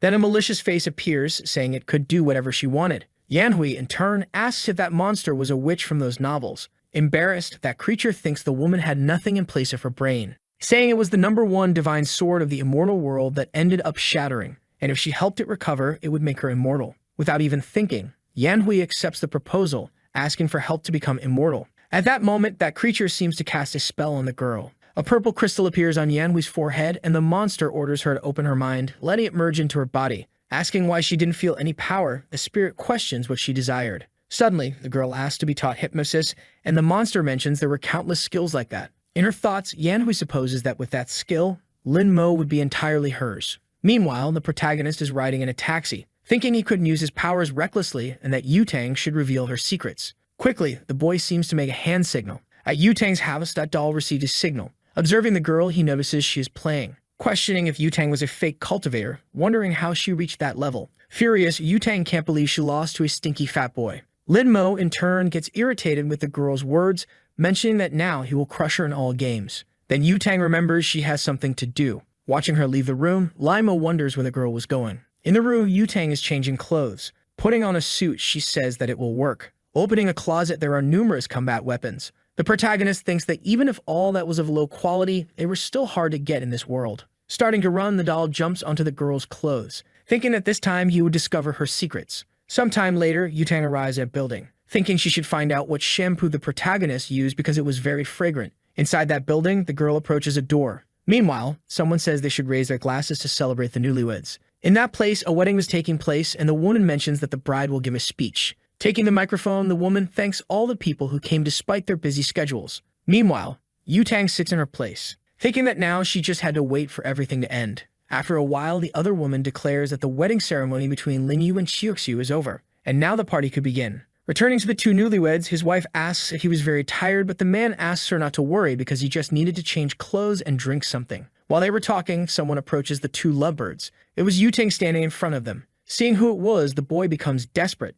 The bride, in turn, asks if something was wrong. Then Yutang says that now that her wish had been fulfilled, it was time to go. Starting to transform, the man asks if she thought fulfilling her wishes was that easy. At that moment, that boy transforms into a werewolf. When he was about to attack, Yutang used a talisman. Dodging the attack with a jump, she drew her sword, attacking the wolf from above. With one strike, he was knocked to the ground. Holding his neck, she thanked the girl, and in a matter of seconds, his head disconnected from his body. Desperate, his bride tried to save the man. In his thoughts, he apologized to the woman because he would never see her again, mentioning that this form was a stupid way to die. Returning to human form, his wife ran into his arms, begging him not to die, ordering them to call an ambulance to save him. Furious, the woman said she would kill the girl. Yudang, in turn, mentioned that she didn't know her husband as he was an expert in draining energy from women, turning them into slaves, saying she was just doing her job and it was nothing personal, using a talisman to make them forget everything they had witnessed. Right after, the bride fainted. Calling someone, Yutang says she had finished her job and now they should take care of the rest. Meanwhile, that doll fell from the girl. Running towards the man, Lin Mo realized it was a shape-shifting fox that would be very useful. Lin Mo decides to save the fox, feeling it would be useful, and thus begins to perform the soul reincarnation spell. The golden aura of his paper doll begins to rise towards the fox. The body of the former fox man starts having its soul extracted. The soul moves towards the doll, which has its hands crossed and ends up entering it. Thus, the object completely changes its form to one with long silver hair. The small one starts running desperately, and 20 minutes later, he reaches the hand of someone who was waiting for him. That person is our protagonist, who is outside the building. The soul of the man thinks he is going to die, so by luck he managed to get revenge, but regrets not being with his beloved. Soon, someone calls him by his name, Chen Xiuxiu, and asks if the fox truly wants to die or if he prefers to live. Opening his eyes in that abyssal darkness, the man admits he doesn't want this to be the end of his life. He still has much to say to Zhou Linyu, and no matter the cost, he still desires to live. Our protagonist informs him that he will give him a new life, and in exchange, he must serve him for 10 years. Thus, the small one opens his purple eyes, revealing an adorable appearance now of a young foxman with long gray hair. He looks around at the ritual he is in, seeing our protagonist, who remains silent. Xiuxiu has never heard of such powerful magic and wonders if it was this young man who summoned him. Soon, he looks up, recognizing that this is the most powerful man he has ever known in his entire life. The small one ends up falling to his knees inside the ritual. He introduces himself as Chen Xiuxiu and says he is there to serve his master, expressing great gratitude for this opportunity to be under his orders. Lin Mo desires that he tell him everything he knows about cultivation in this world. The fox promptly agrees and asks where he should start, to which our young protagonist replies that he wants to know about the cultivation method. The small apprentice explains that due to the scarcity of energy in this realm, cultivators travel to other secret realms. They are completely limited because all are controlled by powerful clans and families. He then reaffirms that even an ordinary practitioner would not be able to join a sect without connections or background. Everyone is taken in by the clans, but only to be used as furnaces and eventually destroyed for cultivation. Our protagonist realizes that this has become an evil cultivation practice, which the small one confirms, stating that this logically happened due to the lack of energy. And logically, the cultivator community has always hunted down the users of these evil sources. Our protagonist asks if they resemble the cultivator Zhao Yutang. With a brief smile, the fox confirms and then says that this girl is not only the most talented, but also from the Zhao family, one of the 3 great families. The other one questions whether there is an immortal realm, to which the small one says he does not know. Quickly, the young man shouts and asks to visit his beloved during these 10 years of service, to which the protagonist agrees but instructs him never to reveal himself. Completely proud, he never imagined he would find such a generous master and accepts that it is very easy to please the immortals. But the next day, he ends up being impressed while inside a backpack. He realizes that his master is actually someone completely unexpected. Being an ordinary high school student, but he then thinks that he must be some sort of boss of that place. The fox thinks that our protagonist is incredibly popular and that all the women are staring at him. Assuming that our hero is the ultimate person, he thinks that if he were a woman, he would also be hitting on our protagonist. But completely clueless, he wonders what the young man has in mind since he can't go a minute without thinking about illicit things. Soon, our protagonist arrives at his seat, but he notices something strange. Some snacks are there underneath. Lin Mo wonders if it's from that annoying friend of his named Song Yunshu. His ex Yan Hui approaches, saying she remembered his favorite snacks and bought them for him, and Lin Mo can't believe it was her. The cousin of our boy approaches, asking what she is doing, and becomes extremely angry. She claims that our hero is her fiancé and that it's normal to pamper him a little, which makes the man completely furious. With tears in his eyes, he prepares to slap the girl while calling her a bitch. Yan Hui grabs his hand with extreme force while telling the boy to stop. Our protagonist is impressed that his cousin couldn't even manage to slap a woman. The girl says she will only say this once and ends up stating that she will punish him if he continues bothering our boy. This leaves the purple-haired boy completely helpless and crying. He runs away from there, leaving the girl alone. She says that if anyone bothers him, he can call her and she'll come back to solve everything for him. The girls think it's ironic that she now shows interest in the protagonist since he's become bolder as he's gotten more attractive. Soon, noon arrives and we can see the school cafeteria. A blue-haired girl calls for the blonde, saying that a girl named Yanhui is stealing her man. But the president says they are a bunch of idiots and assumes the girl can have the fat guy since she's not interested in him. Soon, a certain presence catches her attention. It's the protagonist's ex, who shows up with a smug and malicious expression. She ends up calling out Lin Mo's name, who's our protagonist,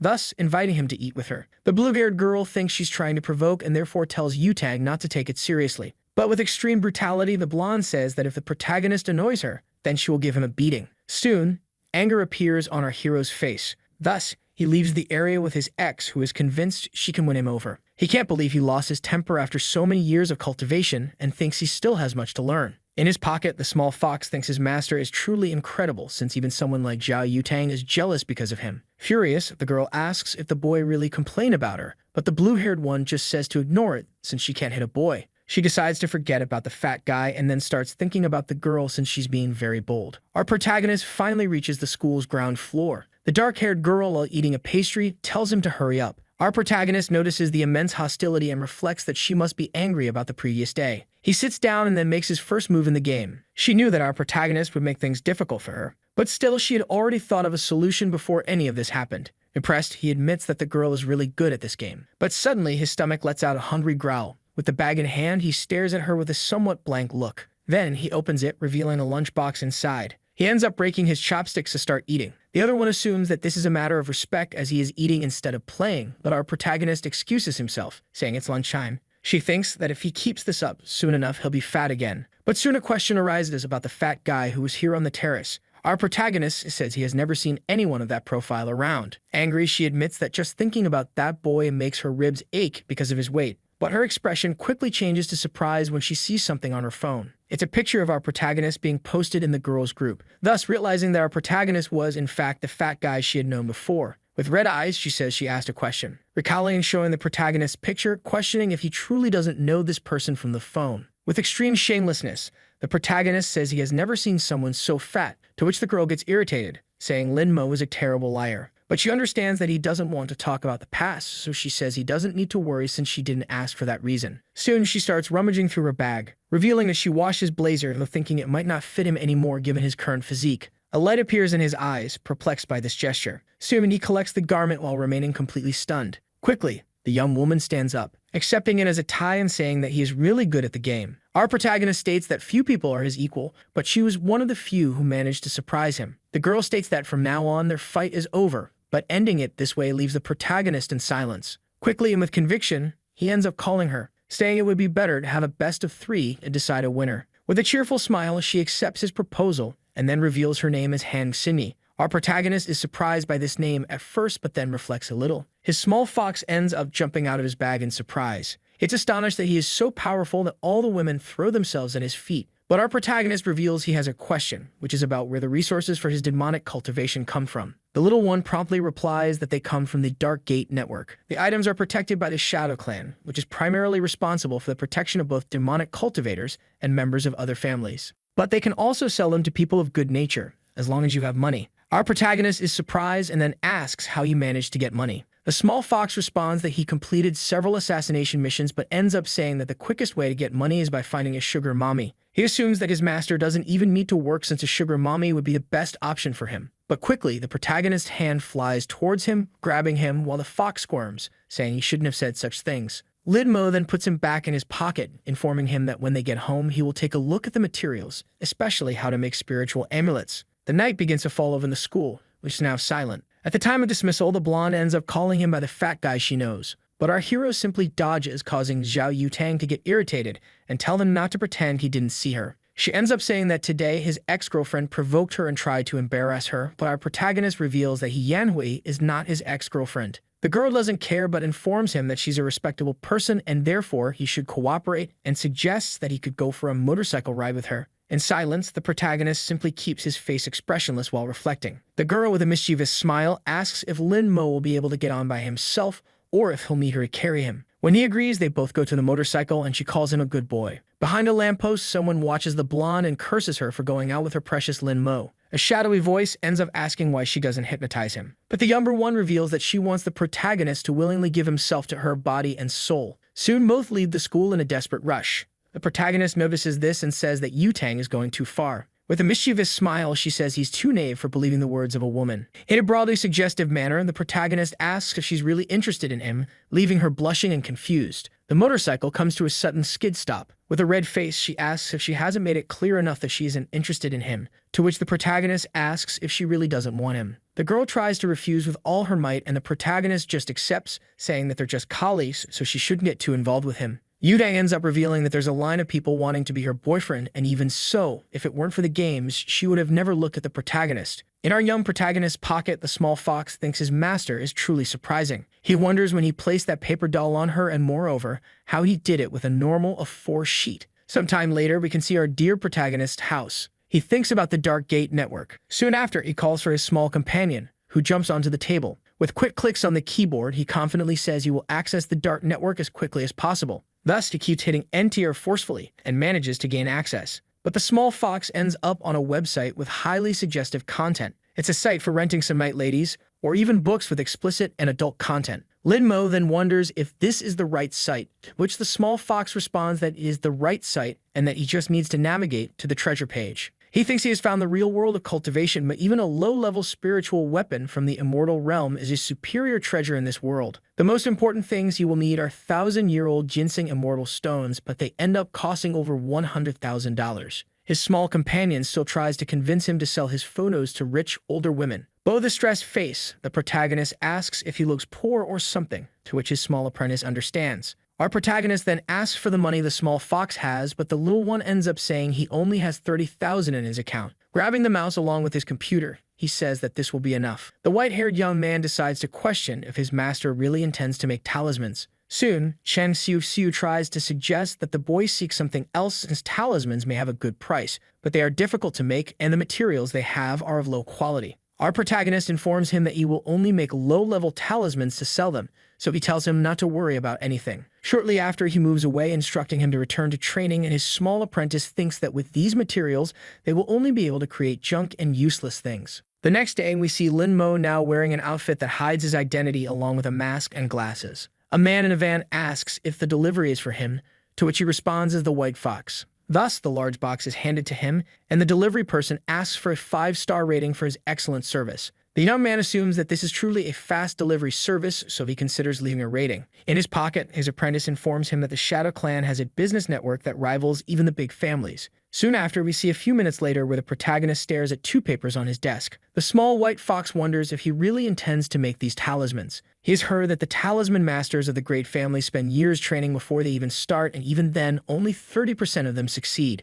Our young protagonist sighs while closing his eyes. Shortly after, he begins drawing the symbols on the paper with extreme agility. Quickly, he announces he has finished the dragon talisman, which surprises the small fox. He thinks it's impossible for him to have drawn the symbols in an instant and especially to have made 2 at the same time, and he swears he saw a dragon appear out of nowhere. Our protagonist tells him to stop making noise as these are low-quality talismans. Moreover, it's a pity that he only has enough spiritual power to make 2 and admits he needs to buy more spiritual stones. Soon after, Lin Mo goes to put these items up for sale and lists them for $500,000. But he is quickly surprised after posting, because the bids start rising anonymously but quickly. His companion informs him that talismans sell very well and that great cultivators and even ordinary people use them, which is why they are considered high quality. Soon, our protagonist realizes that something might have happened with his paper doll. Observing closely through the doll's vision, he notices that the blonde is also on the dark network, looking at something strange. With eyes full of dark circles, she remarks that investigating a kid who went missing is really exhausting.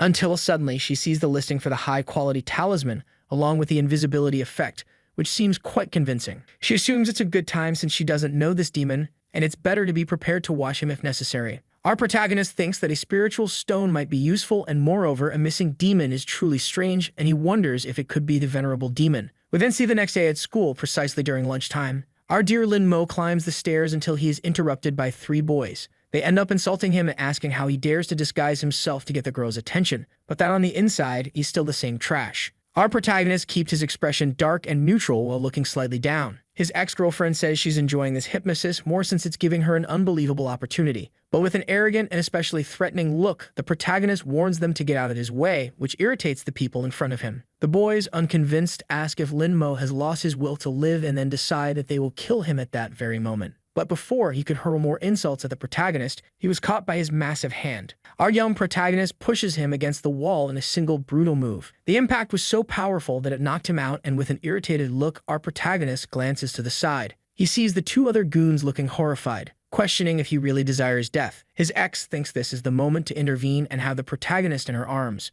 But quickly, a black-haired girl steps in front of her. She shouts for them to stop tormenting him. It's the board game partner the protagonist met, and she immediately questions what's going on there. The beaten and crying boy lied, saying they just wanted to be friends, but Lin-mo pushed him and punched his nose. The young woman questions if that's really true since there's no way of knowing if the boy is lying. Soon after, the protagonist's ex insults the girl, saying she ruined her moment. She then pretends to have just arrived and asks if her protagonist is okay, claiming she heard there was a commotion and rushed over. She asks if it was the girl who did it and then thanks her. She adds that one day she'll treat her to lunch to properly show her gratitude. She then grabs the protagonist's hand and asks him to leave with her. But promptly, the black-haired girl holds her hand. With a confident tone, she says that this is truly detestable, as a woman should not take advantage of a defenseless man. With a malicious and angry expression, the ex-girlfriend tells her to stay away and not meddle in her affairs as it's the best she can do. The protagonist tells her to let it go since they can leave now. He realizes she's losing control of the protagonist, so she tries to use her hypnosis.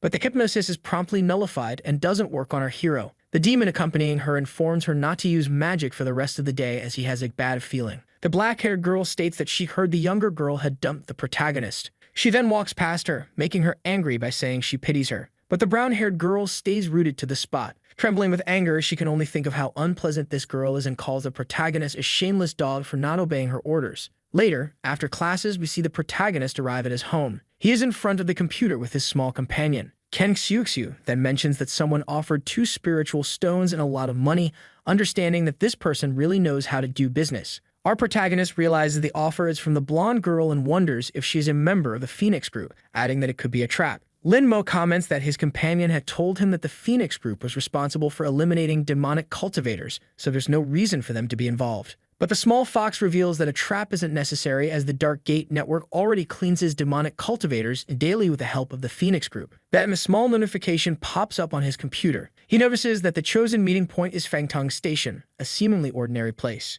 Even so, just to be safe, he goes disguised as usual. His small fox is perplexed, knowing that none of this is necessary as the site and the delivery are completely secure. The next day after classes, the protagonist successfully completes the delivery. He calculates that after the 200,000 commission in cash, he has 700,000 left in the spiritual stones. But still, he hadn't expected the quality of items in this world to be so poor. Our young protagonist then absorbs the raw materials all at once. With a smile, he realizes that at least he can still recover some of his spiritual power. He then takes 2 more talismans that he crafted, thus unleashing a massive dragon from the 2 papers. The protagonist instructs his small companion to sell the 2 on the Dark Gate network, to which the fox confirms. He can see the comments from people genuinely praising whoever the master was who created these 2 types of talismans. Lin-mo thinks that this world is truly backward in terms of cultivation, and it's strange that they get excited over a simple first-level talisman. Quickly, his small companion becomes excited and perplexed, because someone offered 3 million all at once for the protagonist's talisman. But soon, the price shot up to 4 million in one go.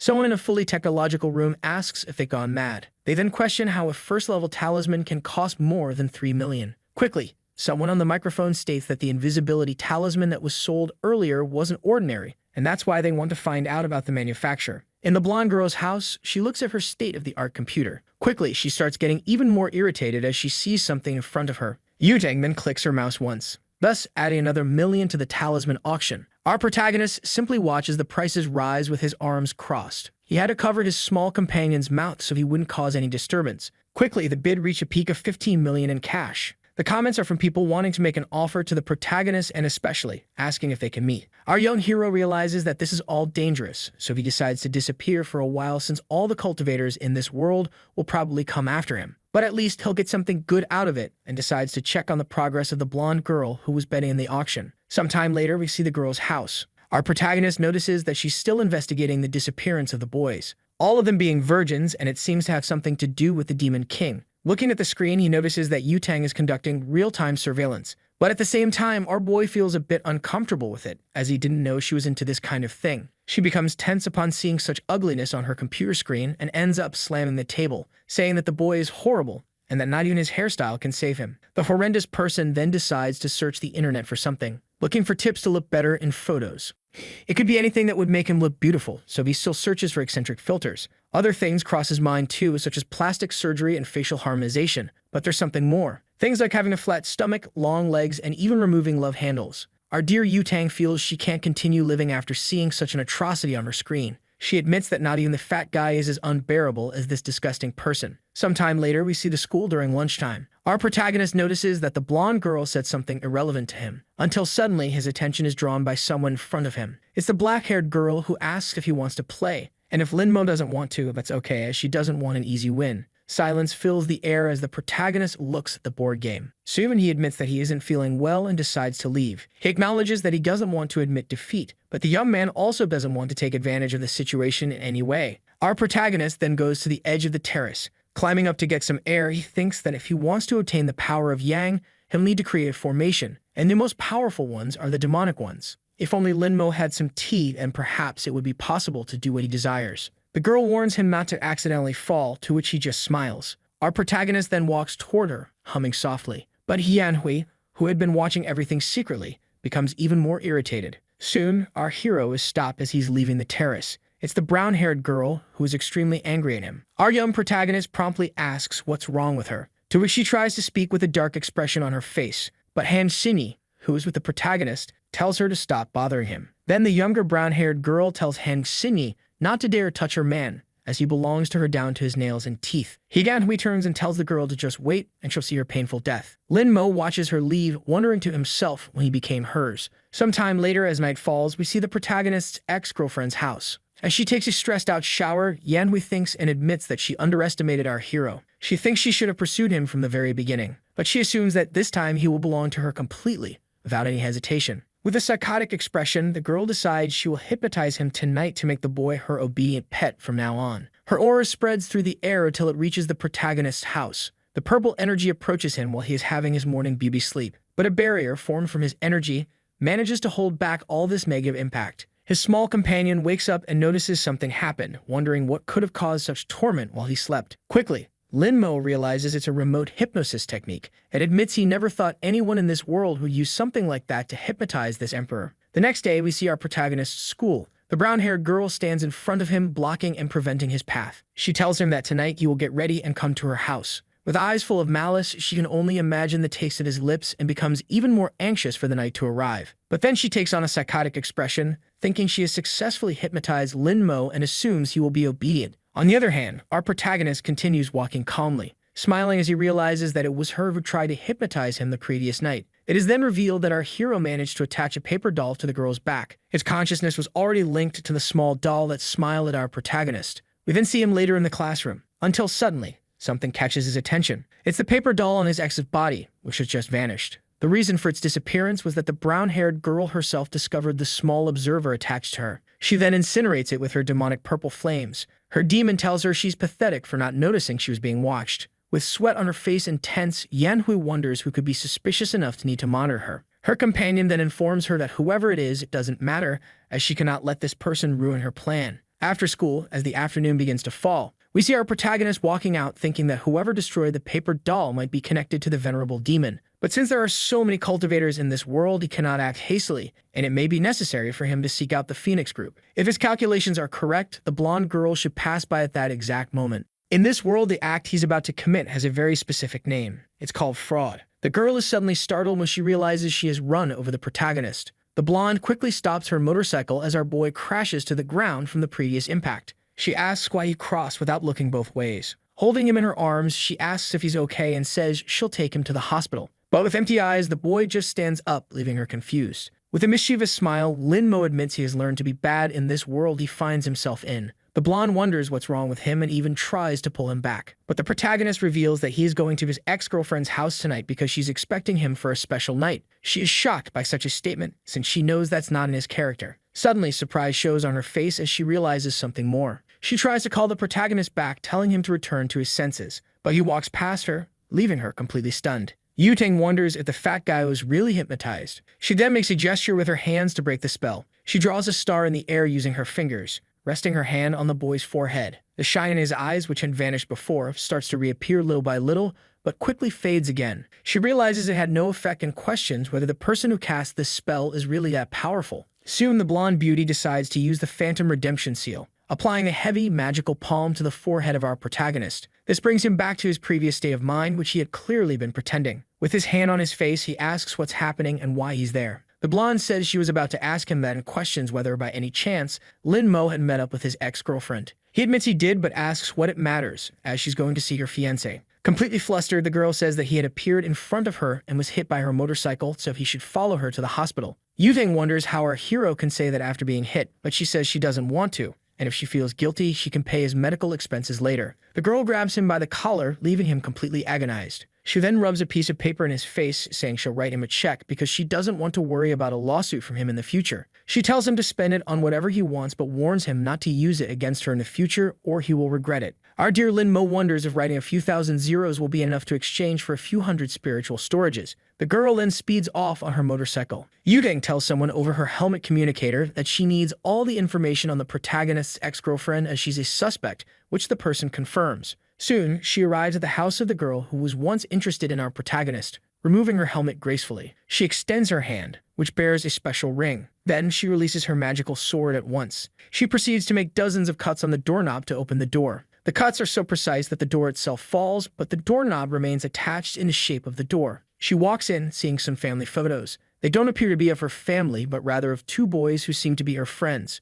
She then reaches the protagonist's ex-girlfriend's room. Realizing she's completely obsessed with thousands of photos of the protagonist pinned to her wall, she even notices several manuals about our protagonist and decides to see what they are. Curiously reading, she flips through the pages slowly. Her face begins to turn red from the indecency of the contents. She assumes that everything there is very perverted and decides to put an end to it, until her communicator informs her of a new problem. It says that Yanhui has disappeared suddenly and suspiciously. The girl realizes that based on the young woman's plans, it's likely she has something to do with the missing persons cases, and she must inform the team to issue a missing person alert. She then thinks that Yanhui is extremely clever for having devised such a precise plan in such a short time. At the protagonist's house, Mike fully envelops the place. He starts to think he's seen enough, and it's easy to imagine that his ex-girlfriend has some connection with the venerable demon, which is why the Phoenix group must prioritize her. Suddenly, a sound catches our protagonist's attention. It's his cousin, who asks if he's seen the news recently. Promptly, our boy opens the door in a somewhat receptive manner. And quickly, the purple-haired boy informs him that Yanhui is being sought, but our protagonist says he knows nothing as he no longer intends to approach her. Lin ends the conversation with the boy when he is met with a strong slam of the door. The young man insists that he at least check the news happening right at this moment.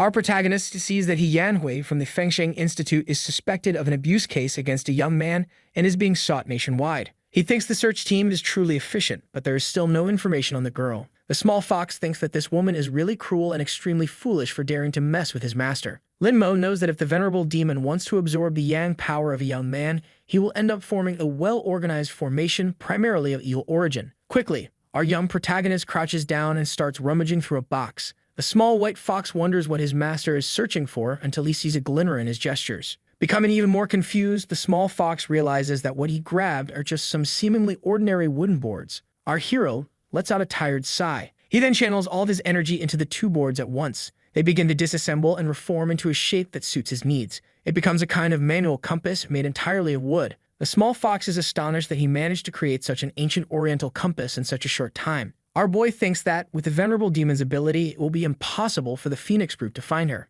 That is, unless they use this compass to locate the malignant energy. Our young protagonist begins merging the two boards at once, turning it into a tracking device similar to a radar. A massive explosion occurs, causing a startled cry from the small fox. That light artifact from before now feels heavier with energy after merging with a low-level stone. The fox is stunned by this incredible sight. Quickly, the spoon that serves as a needle to point the direction begins to move. The small servant of our hero realizes that his master is truly powerful, having made a simple board work so effectively as a radar. Our protagonist then asks the small fox to hold it, to which the little spirit complies. He then asks his master what makes this compass so special. Quickly, our protagonist explains that it is used to locate places with the highest concentration of yin energy in the city. Suddenly, something catches the young man's attention, leaving him completely startled. He tells the small fox to hide, which it obeys with extreme precision. The boy calmly and silently watches the window, until the blonde girl appears with a funny expression, leaving him slightly confused. She pulls an excited and strange expression, making him feel completely uncomfortable. With his phone in hand, the young man quickly considers calling the police, to which she responds by telling him to open the window and not to do anything inappropriate.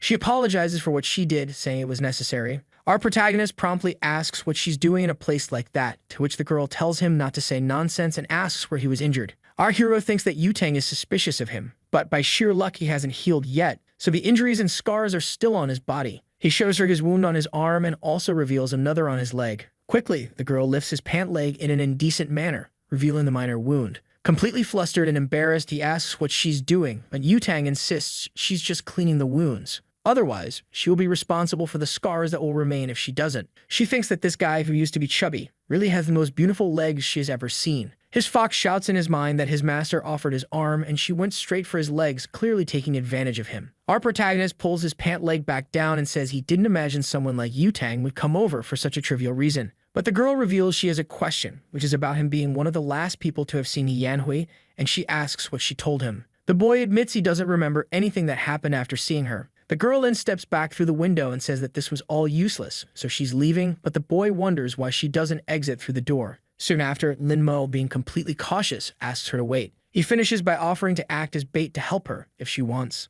Quickly, the girl blushes with embarrassment, having seen something seemingly indecent, that being the well-defined chest of our boy visible due to his shirt. She leaps from the balcony, saying she will accept his offer, but our protagonist notices she agreed a bit too quickly. The next day, the sun rises at the school. Our protagonist arrives in his classroom with extreme flamboyance. The girls approach him completely worried as they heard that Yanhui is an abuser and are concerned about what she might have done to him. Our protagonist, being completely cold, reveals that he is fine and tells the two to move out of his way. Suddenly, another girl arrives, telling everyone to come and see as a very handsome guy has just transferred into their class. All the girls quickly move, heading toward the location to learn more about this new person. The girls near the new green-haired boy ask for his name. He promptly introduces himself as Shen Lishan and says that since they are in the same class, they can call him Lele. Suddenly, a few blonde strands catch his attention. The girls persuade him to go with them to a spot at the main entrance, to which he readily agrees. With ulterior motives, the young man reveals that he transferred to this school to investigate the case of He Yanhui,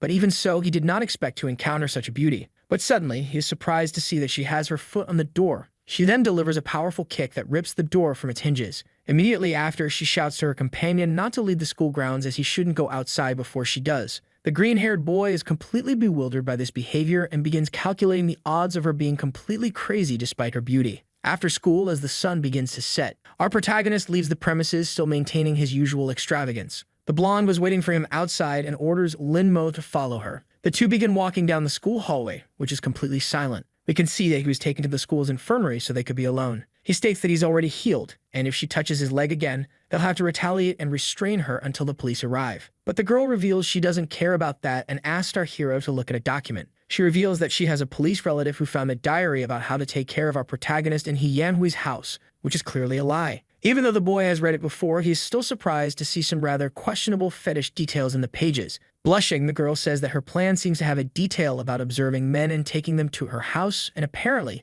Lin Mo was one of those men. But the protagonist says he never imagined she was a pervert and should have figured it out earlier, so he could prepare himself in case something like this happens. The blonde then says they searched the entire country for her, but still haven't found a trace of her, not even in her favorite spots. Our protagonist puts on his glasses and mentions that he remembers He Yanhui always liked spooky places since childhood, so she's probably hiding in one of those places. The reason no one has found her is likely because she used some sort of makeup. He says all this while striking an extremely cool pose, to which the girl replies that our hero doesn't need to act like the school detective. Yutang realizes it all makes sense, as she must have used some kind of disguise to hide. She understands that He Yanhui really enjoys dark places, so she must have taken many young boys there to practice her dark arts on their defenseless bodies. The girl then says that's all she has to discuss for today, and that therefore our hero needs to leave right now. He gives a mischievous smile at all this. Soon we see his house, where he appears completely defenseless. He has given her the clues, and next time Zhao Yutang will go to the darknet to buy a magic weapon to help find the yin energy. The boy then calls his small apprentice, who quickly appears.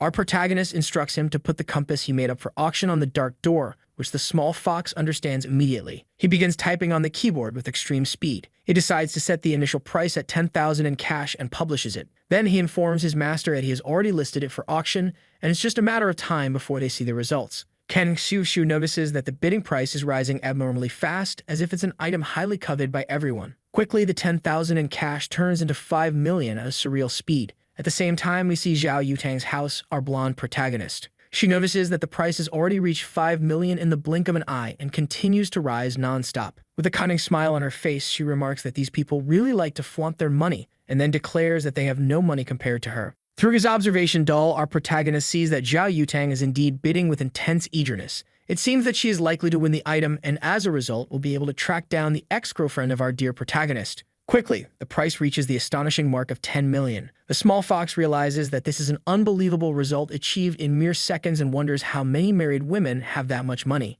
We then see, a day later, the blonde meeting with several other women and an elderly woman with a cane. She reveals that the place with the highest concentration of yin is exactly here. The old woman thinks out loud, saying that this is a great treasure pointing hundreds of miles away and reveals the strongest yin energy, so it must be very rare. Our girl notices that this expert has been specially invited by the group to assist in this mission, and that it's not easy to receive praise from this woman. Drawing her cane, the old lady reveals a weapon and then declares that she will explore the path ahead, instructing the others to wait there. As the elderly woman approaches, a massive green, demonic hand suddenly appears in front of her. A gigantic explosion occurs, a result of a special attack the woman used at the right moment before being struck. Our protagonist, seeing everything through his paper doll, can only feel tense about the situation. He recalls that there wasn't a way to break the formation, and that it might be some modern weapon she pulled from her ring. He realizes that this is something unprecedented in this world and concludes that it is incredible, something he never imagined. Suddenly, his wall shatters as an extremely muscular woman bursts in while carrying his cousin. Our young hero is shocked as he notices the woman emanates a strange green and malignant aura. The small fox calls out to his master, saying that this woman also broke the protagonist's cousin. Lin Mo acknowledges this and asks the small fox not to move, as he had already anticipated this, knowing that there are some things one cannot do. It appears that Yanhui hypnotized them to attempt to kidnap him, but since the Phoenix group is still fighting, it's unlikely his ex would exert herself to come personally. As the fist comes towards him, he keeps in mind that there might be more to all of this. It could be a trap set by Yanhui to capture the Phoenix group while kidnapping him. All he has to do is wait for Yanhui to regret it, and fortunately, he was able to use his aura to protect his body and stay conscious. The woman ends up taking both cousins to a white van waiting outside suspiciously. She throws them inside the vehicle with bags over their heads, doing so abruptly and violently. She then drives away, cruising through the streets without the slightest concern. Soon, the woman reaches an abandoned factory, where the protagonist's ex is likely hiding. She removes the bag from our hero's head. Sadistically, she is surprised that it is him, clearly putting on a front. She asks if he is surprised to see her again in this place.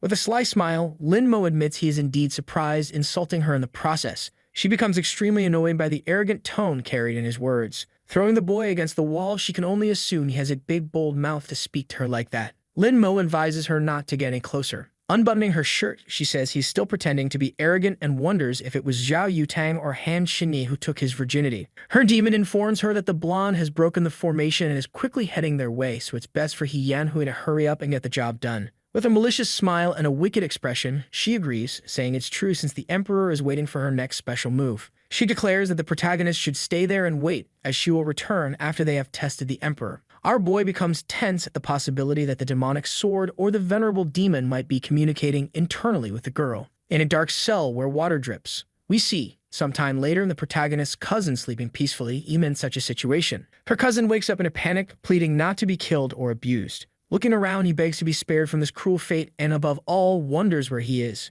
Elsewhere, we see the crater created by the old woman who broke the formation. Everyone gathers to see the massive sight. The blonde realizes that Yanhui was indeed clever enough to use this formation to turn the place into a point of extreme yin concentration. Now they must follow the next direction the compass points to, so they can arrive in time, as the people there might already be dead. A green demon appears, laughing, and asks where the women think they're going. Suddenly, a huge explosion occurs, throwing everyone backward. Laughing maliciously, the flame-covered demon declares that everyone there will die without any demands. We then see the forest where the demon was summoned. Antir, calmly grazing in the lush, life-filled area, senses something. This action briefly startles it. A gigantic explosion of green energy shatters the ground. Smoke begins to spread along with that colossal and terrifying aura. The demon, summoning multiple blades, claims that none of them will escape his wrath. His attacks are aimed at the blonde as he shouts for her to go to hell, laughing all the while. As the attacks close in, the old woman shields the girl before she's hit. The elder declares that she will handle the demon while the others escort Miss Zhao away, as her life is too valuable to be lost to this phantom. The hot-headed spirit asks if she really plans to defeat him alone. He reiterates that no one will leave there alive, forming several seals with his many arms. He shouts, threatening that he will bury them all there that day, and forms a formation. The seal crashes down on the spot where everyone is gathered. The old woman quickly recognizes it as the Soul Devourer formation. She shouts for everyone to use their auras to protect their bodies.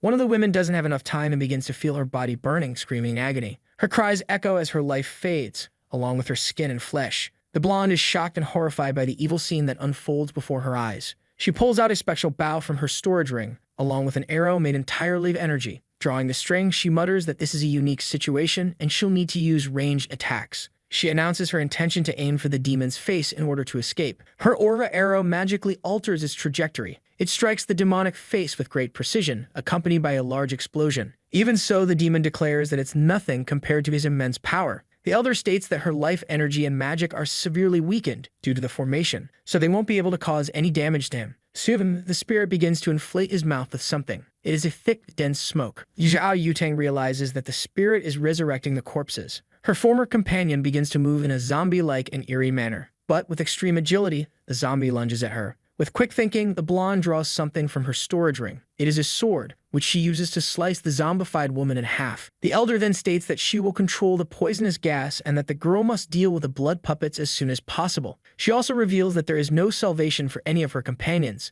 But from the blonde's perspective, she sees the remorse in part of the faces of those she once called friends. Even so, with the swift slash of her sword, she is able to defeat the monster. But with another adversary present, she decides to execute a maneuver in the air to finish it off. Unexpectedly, Yutang hears that dead body calling her name. She hesitates, unsure whether to strike her former friend who seems to have regained consciousness. But it was all in her head, as the monster still attacks, tearing a part of her abdomen with a single blow. The blonde can only cough up blood and regain her senses due to the damage. She grabs her weapon with more determination and ferocity. She then performs an X-shaped slash to end the fight. Even so, her wound is very severe. With blood dripping from her mouth and abdomen, she can only collapse to the ground. Her weapon dissolves into the wind along with the rain as she chokes on her own blood. She admits it was unexpected and wonders if these really were blood puppets. Yutang, in her thoughts, questions whether the old woman survived alongside her and thinks that if she had known the danger, she wouldn't have brought so many people. The two hypnotized people who arrive at the scene watch her as one of them pulls out a knife. The elder tries to shout the blonde's name. The spirit attacks her, asking how she dares to be distracted. Behind the barrier, the demon says he is eager to see how long the old woman's turtle shell will last. The blonde, lying on the ground, blames herself, realizing the elder was also dragged into this because of her. The knife flies towards her, ready to end her life. We can only hear her cursing herself as blood splatters into the air. But unexpectedly, the knife doesn't hit her. It strikes the ground beside her. The head of the attacker was severed in an instant. A girl announces that she felt the blonde's vitality fading too quickly and ran over. This is Zhao Hongling, leader of the Phoenix Group, who states that it's too early for Yutang to die. Yutang recognizes her as the man beside her stares at the seemingly younger girl. But we are surprised as the man's head flies and the blonde addresses her as grandma. The elder is shocked by what just happened. For the famous Miss Hongling is present. The demon laughs as he realizes that the young girl is merely the backup that came to assist the women. Feeling insulted, the spirit declares that she is just a mortal and won't be able to fight against this sword fragment. He claims that even if the emperor himself were there, he would stand no chance. Quickly, the mouth of the insolent spirit is shut by the attack of the childlike elder. She undoes the formation made by the ghostly face. The blonde realizes that a single strike was enough and acknowledges that her grandmother is truly incredible. The younger-looking elder then tells her granddaughter that if she had attacked from the start, she wouldn't have been injured like this. She extends a medicine, instructing her to drink it quickly. The girl complies and then asks her grandmother if she can locate her missing companion. The elder states that their target is the protagonist and that he must be saved.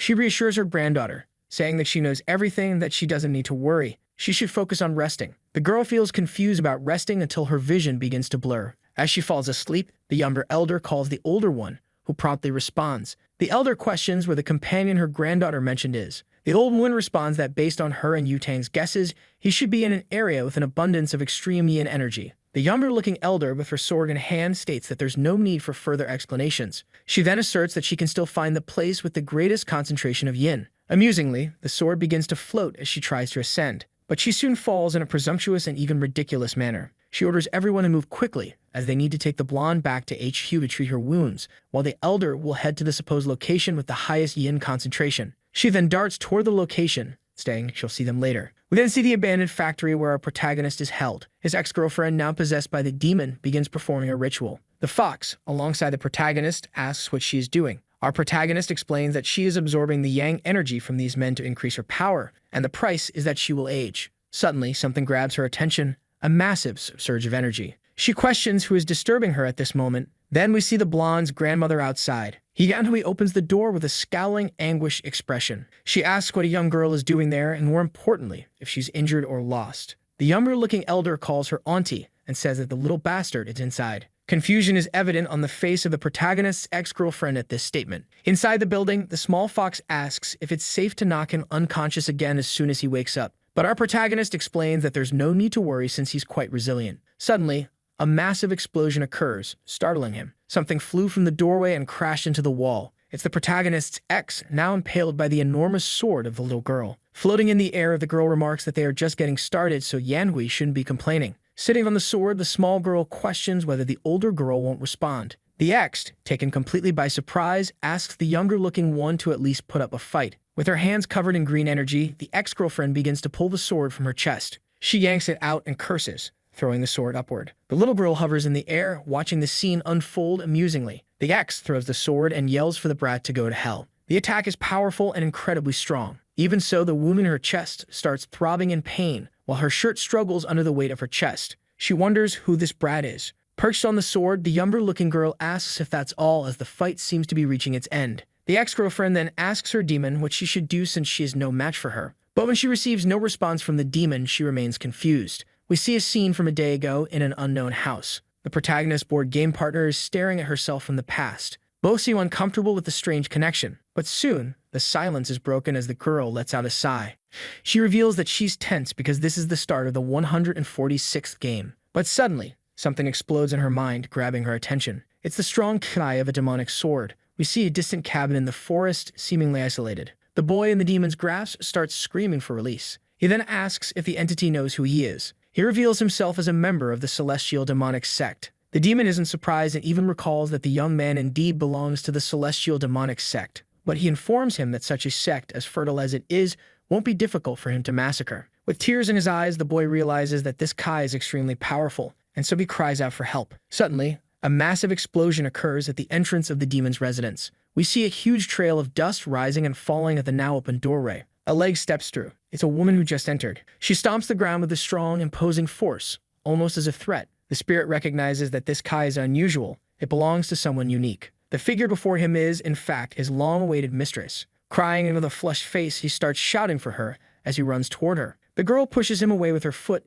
telling him to stop making such a fuss, to which he agrees. The girl identifies him as the demon allied with Yanhui. He confirms, stating she's right, and admits that the familiar feeling of being stepped on is indeed his mistress. The girl hears someone pleading to be saved. It's the boy from before, who explains that he is the son of the patriarch of the celestial demonic sect, and therefore, if she lets him go, he will do whatever she wants. He explains that the sect specializes in cultivating magic and is no less powerful than the Phoenix group. The girl appears surprised by this statement and approaches. She sits on the demon, stating that she doesn't lack men, only dogs to obey her. She instructs the flame spirit to keep the boy alive, as he is a good lad, which the spirit confirms. The green-haired boy thanks her for sparing his life. But with a blank stare, he declares that now that his life is spared, he will be her slave. However, he quickly falls asleep, enraging the demon, who tells him not to be disrespectful and idiotic toward his mistress. The spirit then explains his plan, to take Yanhui as his host in order to regain his strength. Currently, the demon is hiding in an abandoned factory, and at the current pace, he estimates he can recover his strength in less than 10 days. The girl then asks if Yanhui is completely enslaved to his control, to which he confirms, saying she is a lustful woman and therefore easily manipulated. Our young lady remarks that this isn't the best plan, but it will work for now, and regardless, she needs to find someone named Lin Mo. In the end, Han Xinyi reveals that there is a game that hasn't ended, so she cannot allow anything to happen to her other challenger, which the demon acknowledges. The spirit then advises that his mistress should collect the fragments as soon as possible, since the situation is growing larger and worse by the second. But the girl insists there's no rush, as the emperor has also come to this world, leaving the demon utterly shocked. She explains that the memories between the fragments of the demonic sword do not communicate with each other, but some time ago, she sensed a breath from one of the fragments. However, just as she was about to reach it, the sword's ki was completely dissipated by a stronger ki she had only seen in the Emperor in 1,000 years. The demon considers using He Yanhui merely as bait to lure the Emperor, then orders her to go and kill that brat. She questions how she's supposed to kill the girl, admitting that she's never been in a major battle since childhood and knows nothing about martial arts. Soon, the younger-looking girl decides to use her secret sword technique. The protagonist's ex claims she doesn't even know how to fight or engage in combat, so the demon decides that she is useless and takes control of her body. Her pupils dilate into a different shape as she says that this is something special. She declares that the old woman is a waste and therefore she cannot be allowed to live even a second longer. With sinister laughter, the spirit charges forward with the girl's body toward the younger-looking one. Suddenly, a sword flies toward his back while he keeps a bizarre grin. The spirit manages to deflect the sword with a sidekick. Laughing, he grabs the weapon, claiming it as his own to use however he pleases. Tossing the blade, he asks if the grandma likes playing with flying swords. He then launches the second sword, saying he's returning it to her since she seems to enjoy these silly games. The small girl protects herself using a purple spiritual barrier, deflecting the attacks in another direction. The demon summons an artifact announcing that he's going to give her a second gift. It's a giant viper, charging toward the small grandma in an instant. The girl seems impressed, acknowledging that it's a long-lost secret technique, but unfortunately, its power is much weaker than what's described in the book. As the snake prepares a deadly attack, the girl remarks that since Yanhui is angry, it will be much easier to deal with her. With her sword in hand, she adds that if she weren't always crying, she would be ashamed to kill her all at once. Due to her immense weakness, the snake bites down and receives a direct slash to its mouth. It's split apart by the girl's massive strike, launching its head into the air. Suddenly, the enormous energy that was shooting from the serpent's mouth flies toward the sky. Its form begins to disintegrate as its technique is completely defeated. In the sky above, someone observes the entire scene. It's the protagonist's board game companion, watching everything in her demonic form. We see the ex-girlfriend's face distort as the spirit leaves her body and mind. The purple energy exits her body, gathering into a single point. It forms a fragment of the previously lost sword belonging to the demon girl. The younger-looking elder declares that it finally abandoned its host to stop being useless. She admits she never thought it would be a sword, much less a simple broken sword, and thus feels a bit disappointed. But soon fear grips her, as the sword seems offended by being called broken. The protagonist's companion remarks that it's quite shameless to kick a dog when the owner isn't around, and that the sword should be more careful. The girl, sweating profusely from tension, recognizes this key as belonging to a high-level underworld demon. Her breathing begins to falter and catch in her throat as she feels the overwhelming pressure. Slowly turning her face, she witnesses this terrifying scene. She struggles to regain her breath, feeling suffocated by the sheer power disparity. Staring up at the girl above her, the elder can only tremble at the frightening sight. The horned girl taunts her, saying she's shameless for daring to stare at her so boldly. Suddenly, with incredible speed, the demoness vanishes from above the elder. Holding her sword, she remarks that it's no wonder she was so hard to find since her kai was being suppressed by the seemingly older girl. The elder attempts to use her purple energy to fend off the attack and defeat the demon girl. She uses the 8th level Taoist sealing technique, causing pink bands to start wrapping around the demoness's face and body. But through those bands, a clear look of menace is visible, one that belongs to someone vastly superior to that technique. As the spell nears completion, the bands begin to change to a deep orange hue. The nails anchor into the ground, finalizing the invocation of her sealing technique. The elder uses the power of the body she possesses to borrow the 10,000 talismans of the 8 directions. She initiates the suppression of evil with the 10,000 talismans to seal the demon as well. Despite this, pink energy emanates from the massive seal. Still tense, she uses 4 celestial flames to enhance the spell's effectiveness. She then invokes the red lotus seal of the infernal sky to support the process. She completes the seal, closing off the demoness entirely. She begins reciting a higher vow, using the law of equality to make all demons tremble and hide. She decides to combine her techniques to perform her final spell. The energy-made Buddha clasps its hands in prayer as its tears fall. Suddenly, a crack appears, spreading rapidly. The enormous statue that just emerged begins to shatter deeply under the power of the sealed being. This was not the outcome she expected. It simply should not be possible. A bright red light starts emanating from the figure. She recalls hearing that Hongling is the strongest fighter and that no one can surpass her, but she isn't impressed by the so-called strongest fighter's power. It's time to end this brat's fun. Despite feeling apprehensive, she says things aren't over yet. But standing beside her, the strange woman is already at her side, curious about what's supposedly not over. At that moment, the girl realizes she's in serious trouble as her abdomen has been sliced without her even noticing. The demon woman remarks that when she says it's over, it really is over. She continues on her path while the poor redhead of modest stature collapses to the ground. She laments to her master that the body she currently possesses is too weak, and even with total control, she would be incapable of using a fraction of her true power. Sweating coldly from the blood loss, the modestly tall woman struggles to reach for something. She needs to retrieve her blade to try and do something. After all this time, she should have noticed by now. But even with her there, it still hasn't appeared. The well-endowed companion looks back, seeing the blade approaching her, but she is unimpressed. She simply prepares to deflect it with her own weapon. The metal seems like butter against her blade. She had hoped to use Yutang to understand what she intended to do. But it's a pity that she's useless, not even fit for testing. This makes her sigh in slight frustration at the ease of her challenge. In the silence, she shouts out for the immortal emperor. She's certain he's already seen enough and could show himself and step out of hiding. Provoking him, she says that he must have become like the men of this world, a great coward. The strongest man is mediocre, incapable of ruling the world with such small power. If that's the case, it's simply disgusting. Starting with this modestly tall woman, she shouts again, so all those hiding can hear. If she's not stopped now, she'll take everyone on a first-class, one-way ticket to find out if there's life after death. As the demoness begins her countdown, she warns that if anyone plans to intervene,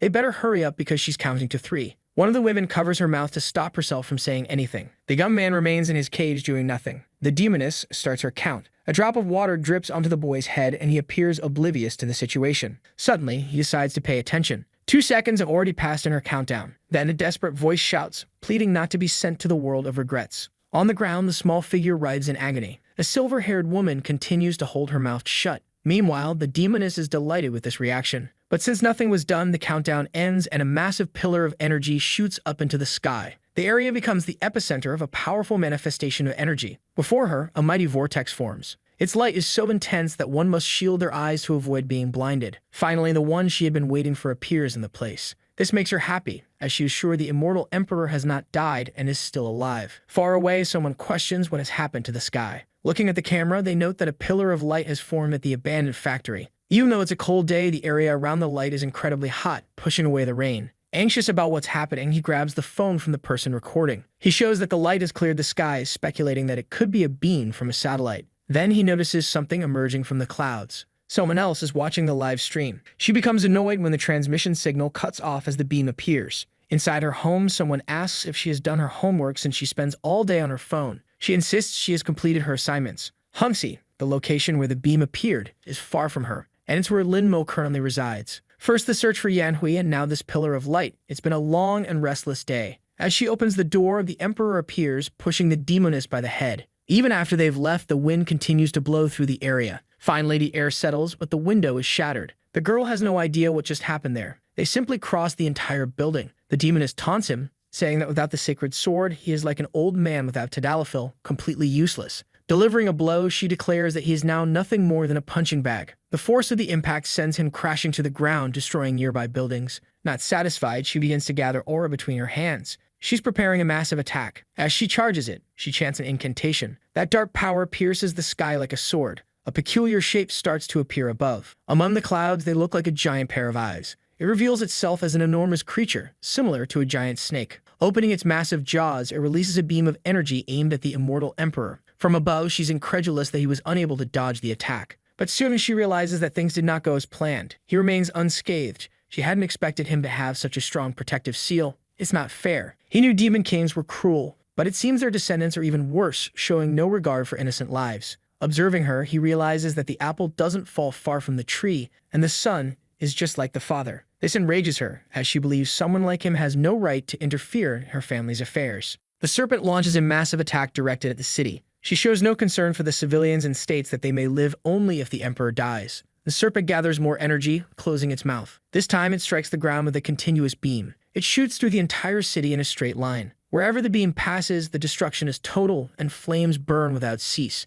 From above, the Demon King watches her handiwork with satisfaction. She's pleased as the Emperor's defenses have now cracked, and she waits to see what he's capable of doing. He begins to channel energy into 2 of his fingers. He moves them delicately. To her surprise, this movement is familiar and she recognizes it. It's a sword technique. As she realizes this, the serpent is already struck. Then, as she looks at the creature, she notices the severe damage. Finally, after some time, the Emperor wields a sword. Now it's with him. It's a good embryo, and it was worth the wait. She realizes that he placed a charm on the sword when she wasn't looking, forcing her to reveal her weakness. But his plan would only work if he could wield the trash in his hands. Creating a circle with the sword, he prepares a technique. He then brings the sword down, performing a slash. It's a secret technique, the refinement of the divine flame. She feels satisfied, as he always has something new to show. An intense clash of energies occurs between them. The two begin to collide at incredible speed in the sky. Quickly reacting, the Demon Queen catches him off guard. After several attacks, she manages to land a slash on him. Even so, he smiles as he had finally arrived, just slower than the sword. Then the figure representing him vanishes and rays of light emerge from it. Realizing that the figure was burned, she understands it was a clone, but she doesn't know what passed through it. A small paper doll suddenly appears in front of her, completely pierced. Meanwhile, two combat planes approach, unleashing bursts of gunfire. She assumes this is also part of the Emperor's plan, but modern weapons lack any aura. They are just high-speed projectiles. Unimpressed, she makes a move with her sword, mockingly calling them brave. Still, one of the planes manages to evade the aura attack. It launches a missile toward its target. However, to her, that attack is far too slow. But the missile corrects its trajectory. This catches the Demon Queen off guard. She is engulfed in a massive explosion. The target is locked and the planes continue their assault. A barrage of missiles explodes upon impact. Everything is going according to his plan, but he knows modern weapons won't hold her for more than a minute. Without his sword, he isn't a match for her, so he needs something as powerful as his sacred sword. The forging had been completed during the battle.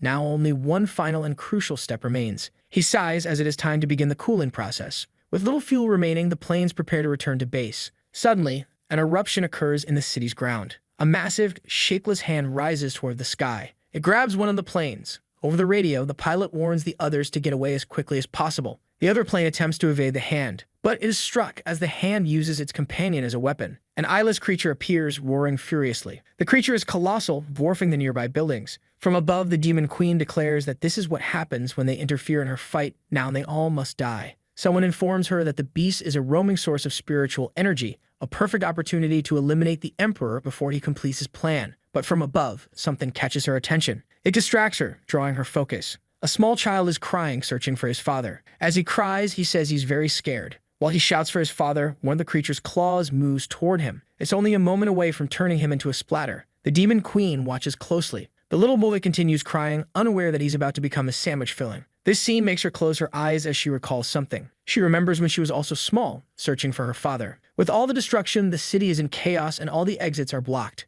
In the middle of the traffic, a call goes unanswered. The man says his wife never answers, even when it's important. Unfortunately, they can't get a phone signal. But through the news, they learn that the monster that had appeared in the city center has vanished suddenly. Inside the car, the man worries about the rain that has begun to fall. His daughter mentions that the news had predicted no rain for that day. Beside the bridge, a massive cyclone is forming, gathering water into its body. Some curious onlookers get out of their cars to film it, completely disconnected from the reality and the risk it poses. At the center of the cyclone is the Emperor's blazing sword. He is manipulating the water. It's how he's cooling his sword. The energy condenses, releasing a shockwave that creates waves in the water. The force of the waves drags cars on the bridge, likely sweeping away the fools filming as well. Afterward, a thick fog forms over the area. The girl exits the car despite her father's warnings to stay inside. She looks toward where the river was and she can't believe what she sees. All the water that had been below has disappeared, as if it had been drained. High above, the Emperor stands before his sword. He reaches out a hand to the weapon's hilt. The moment he touches it, an intense burst of light is released. The light is visible even within the mist.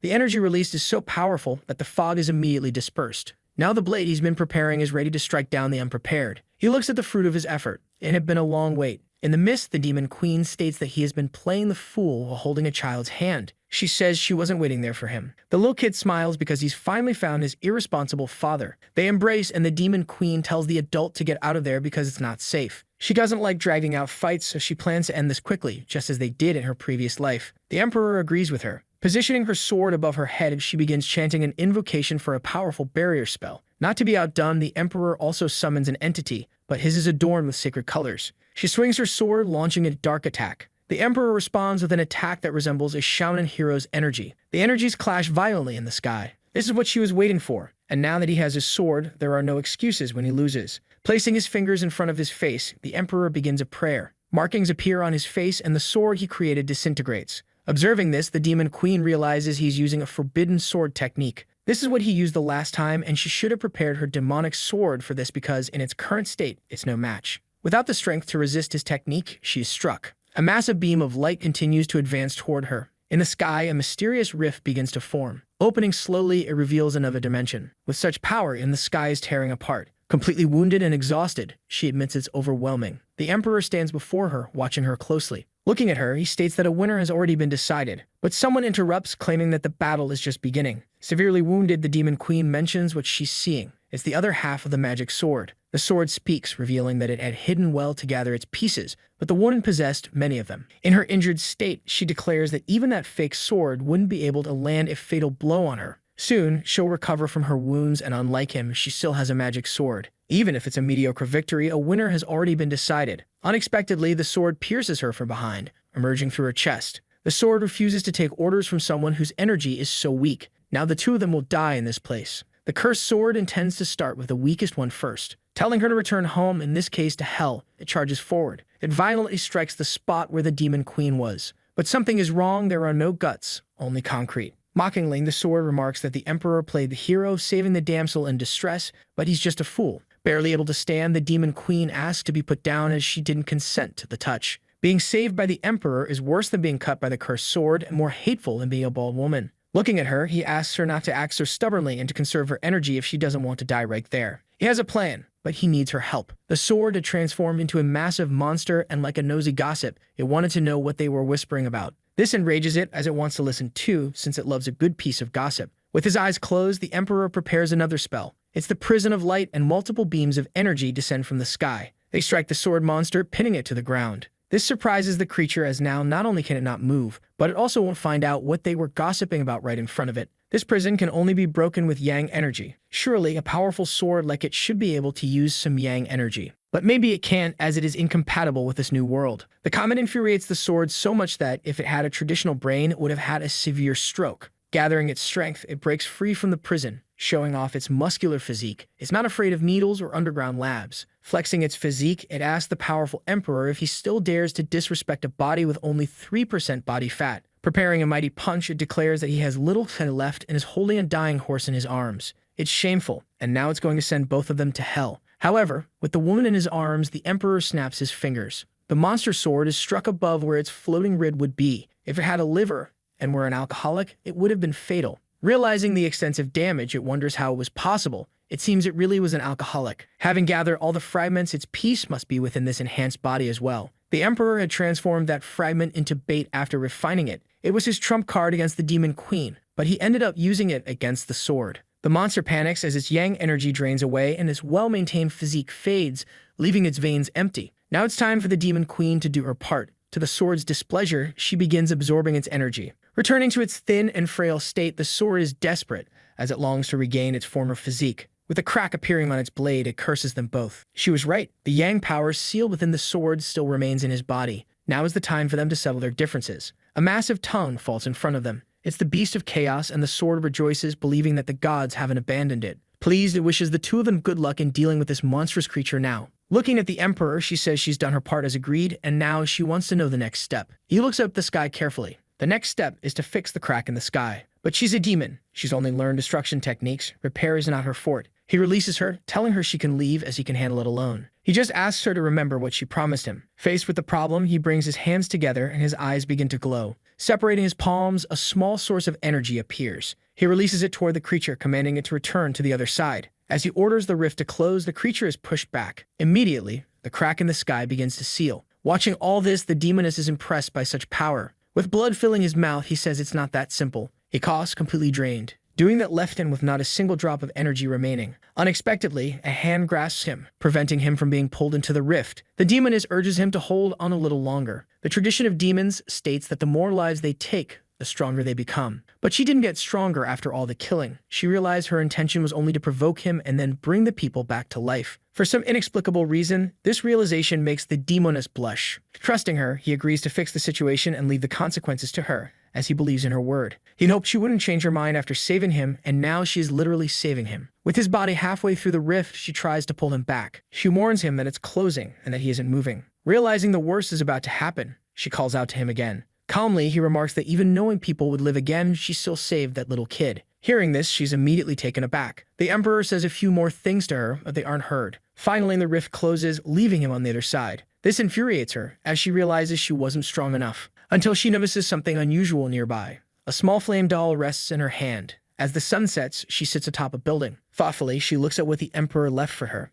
It makes her sigh, feeling a bit disappointed. Raising her hand high, she begins to gather a large amount of energy. From the enormous sphere, multiple beams begin to shoot out across the city. The intense glow reflects on her face, but as the sphere diminishes, the light fades as well. Once the energy dissipates, she costs heavily, weakened by what she did. Resurrecting one person costs 100 years of cultivation, and all those people required much more. Finally, she had done everything she promised. The doll she received starts to disintegrate in the sky. As this happens, she remembers the immortal emperor, especially when she lay dying in his arms. For some reason, she felt her cheeks flush from what he had said to her. She can't seem to get that gray-haired figure out of her mind. All she can think about is his face. Now she remembers him with a special fondness. The woman lies in bed, sleeping like a log. In her head, she thinks about how the woman with red eyes is a demon and that no one should mess with her. A demon hands her a sword to kill the spy of the immortals, who had already slain many of her kind. But she's just a child. The adult urges her to complete the task quickly. Her hands tremble with hesitation. Growing impatient, the adult pushes her. Thus, the blade pierces the prisoner's stomach. It's too much for her to handle, as she's only a child. The adult tells her that this gentleness is a weakness that will one day come back to haunt her. Gradually, the dream shifts. It's she who should reconsider her thoughts on this matter. Now her eyes fall upon something else. The immortal emperor is being pulled into the rift. She just wants him to shut up and try harder to be saved. But he mentions what she did with the lost child. Those words torment her, and she begs him to be quiet. But the emperor only responds with a slight smile. He knew she wasn't a good person, but he didn't expect her to not be entirely bad either. After this intense, troubled dream, she rises from her bed. Her hands clutch the sheets as she feels shaken. At a large table, a shadowy woman recounts the events of the past week. The two fought and destroyed half the city, and a clash of swords even tore through the sky. In the end, some unknown force brought back everyone who had died, but they can't expect that to happen again. One person suggests they might as well sit and wait for death if they trust these clowns. Yang Qianyu questions what else they can do, decides nothing. The Saint Yachi finds it hard to believe that a sword slash could split the sky and open a rift. The sword saint feels embarrassed by this narrative, as she's unaware of any such technique. Lag Sinren tells her not to feel that way, as no immortal could create a hole in the sky. The guy who's into body modifications mentions that old man Zhao was wiped out with a single blow,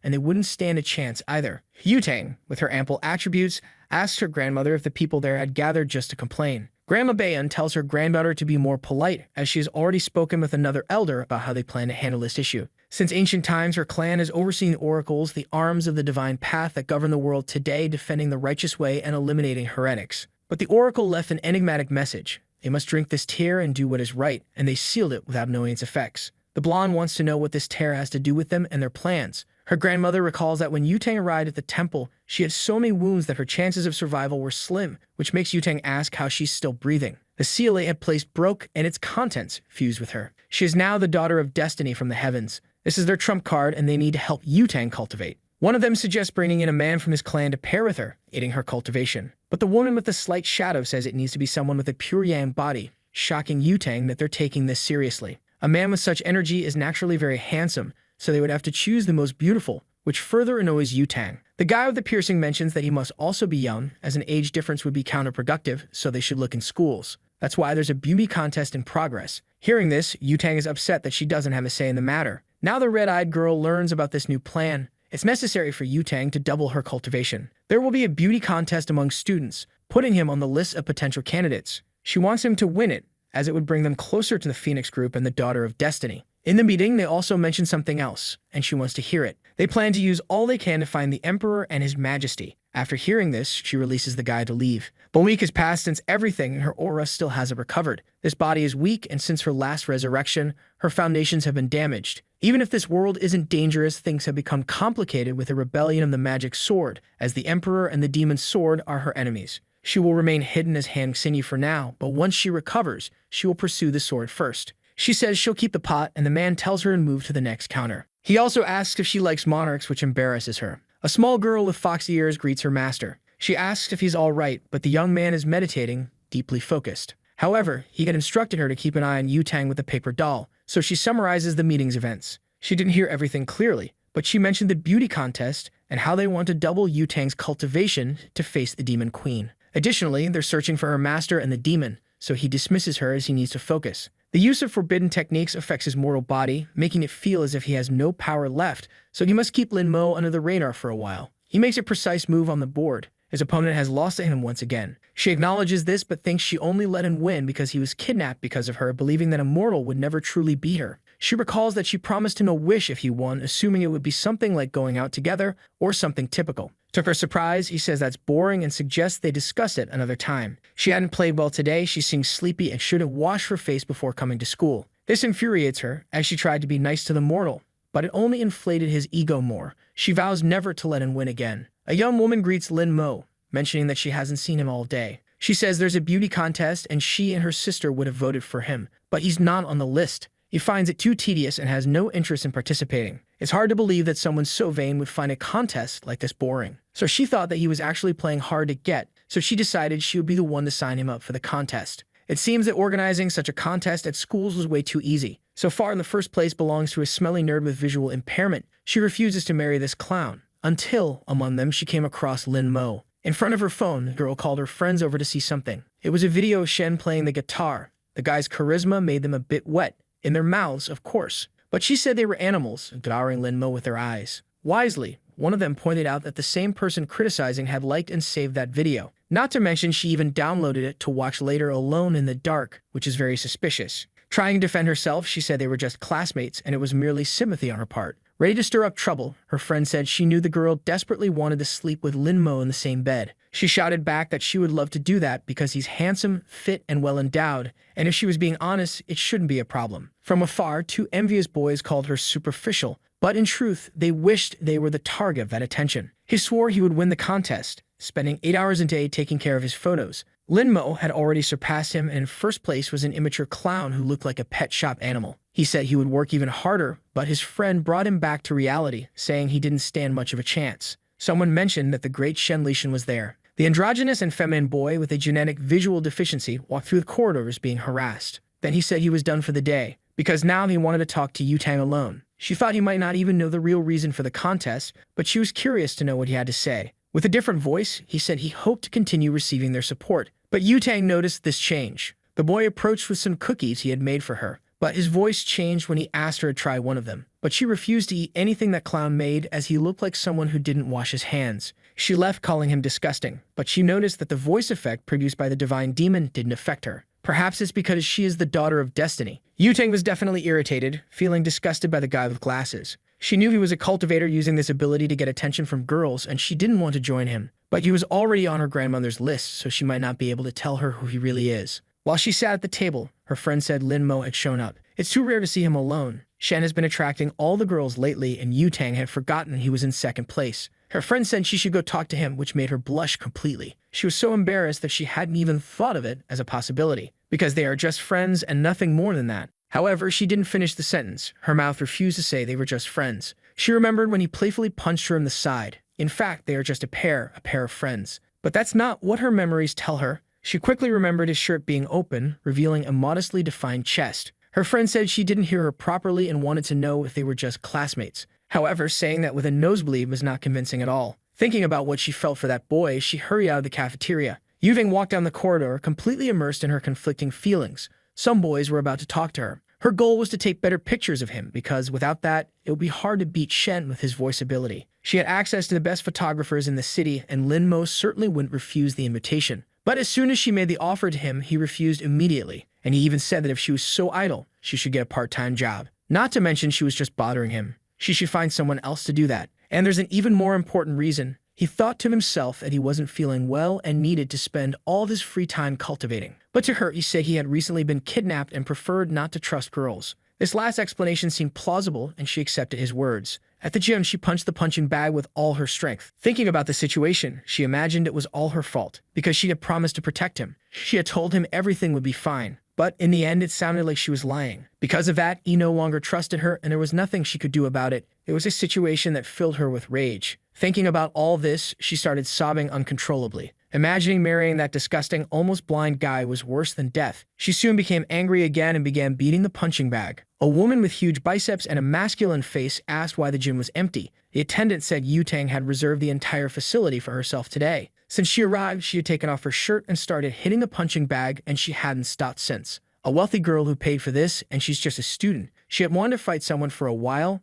and this was a good opportunity. The guy said it was a bad idea because the little girl was angry with life. But the woman said she didn't care and even suggested giving the girl her money back because she didn't mind. Approaching her, she said the girl wasn't bad but lacked endurance, and she introduced herself as the personal trainer of the gym, Ha Yun. The girl told her to leave, otherwise she would beat her up. Full of attitude, the juice-drinking friend said if the little girl didn't keep her promise, she would be a big coward. Outside, bystanders watched as her body flew out of the first-floor window. As if that wasn't crazy enough, the blonde girl jumped through the window, ready to fulfill her promise of beating that woman up. No one knew why they were fighting, but it looked more like a one-sided beating. Her mask had fallen off, and the person begged the young cultivator to spare her life. Removing the mask, she wanted to know why she was wearing it. She had a scar on her face, and the blonde said it didn't make any difference. She was teased either way. However, she still had unfinished business and hoped to beat her up as promised. She promised that if she touched her again, things would be different, and she would end up with a cement block at her feet living with the fish. A policeman finally arrived since there was a report of a crime in progress.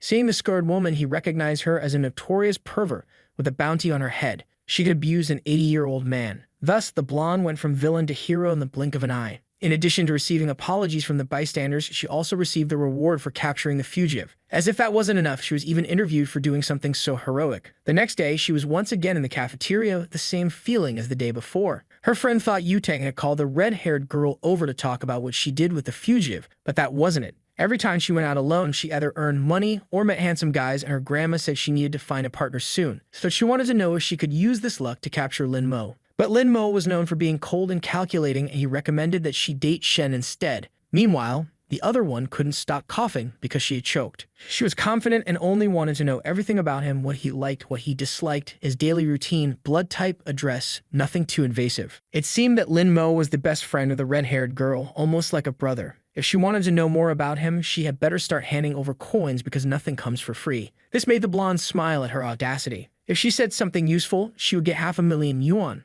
But if she talked nonsense, the redhead didn't even listen and said she was a woman of her word. Pulling something out of her bra, she said there was no turning back now. All those notes were related to his habits and interests, which she had been collecting over time. Now the blonde found herself overwhelmed with material to decipher. However, there was one thing she could confirm in advance. Every day at lunch, he didn't eat in the cafeteria. He got his meal and disappeared. But the blonde had already noticed this too. A friend said he played chess on the terrace with a girl every day. As soon as she heard it was a girl, the blonde felt a wave of jealousy and wanted to know who this bold person was. Pointing to where the food was, she said the girl was right over there. So the blonde turned to see who it was, as she had never heard of anyone playing chess at the school. It was the red-eyed girl, Han Sinyi. Upon seeing this, the blonde became even more surprised. She hadn't expected that. Then, looking at her, she remembered something. She was dead, she kept saying and repeating it. Because of a stupid game, she was ignoring her friend's life. Her friend told her to be careful because Han Sinyi was a strong competitor, but the blonde said they were friends. At least they were that once. Sitting on the terrace under the cloudy sky, she said he had finally arrived. He said the weather was bad and that there were plenty of empty rooms. They didn't need to stay on the terrace. But their battle started on the terrace, and it would end on the terrace. She asked if it scared him, but he said she was joking and mentioned the forecast for that day predicted rain and snow. So he was worried that a certain girl would get all wet and attack him with her ample, juicy, and abundant arms and attributes. Not to mention that he was recently kidnapped and he doesn't trust girls, but she threw her coat at him so she wouldn't have to apologize if he felt cold in the rain. Lin Mo looked at the coat in his hands. While his colleague watched him, her cheeks flushed. He remained alert, thoughtful. Meanwhile, the girl turned her face, somewhat annoyed. He wouldn't wear that coat, but she told him to put it on quickly so he wouldn't have to apologize later when he lost. He would only stay there to avenge yesterday's defeat. Next time the weather was bad, he wouldn't come to the terrace. As for her, she just didn't want to be misunderstood. He said the sleeves were short, but it wasn't tight, so she boasted that her bust size was 36. But immediately he asked what number that was, leaving her embarrassed. Anyway, it wasn't the time for her to think about that now, as the rain was approaching. It started raining and the girl was still burning with embarrassment. She said his mouth was cursed, and that it only rained because of him, but he had just read the news. That was enough for him, and he said he was going home. As soon as he turned his back, she told Lin Mo to stop. When she lost, he told her to wash her face and come back, and that's what she did. And now it was raining. Today they would play no matter what. Trying to be spontaneous, she invited him to play because she needed to beat him today. Looking at him, she felt annoyed because of the expression on his face. Irritated, she told him to go home if he didn't want to play with her. The girl stood in the rain, her clothes becoming transparent, feeling upset with Lin Mo. After venting, she looked at him discreetly. To her surprise, Lin Mo agreed to play, but only one match. Now it was his turn in the game. Realizing they were about to play, she looked at him a bit happier. Only to say that, actually, it was her turn to play. Because she was so powerful, she spent much of her life being feared, never having a friend or anyone she could trust. She was prepared to be the queen of demons, to commit genocides and lead.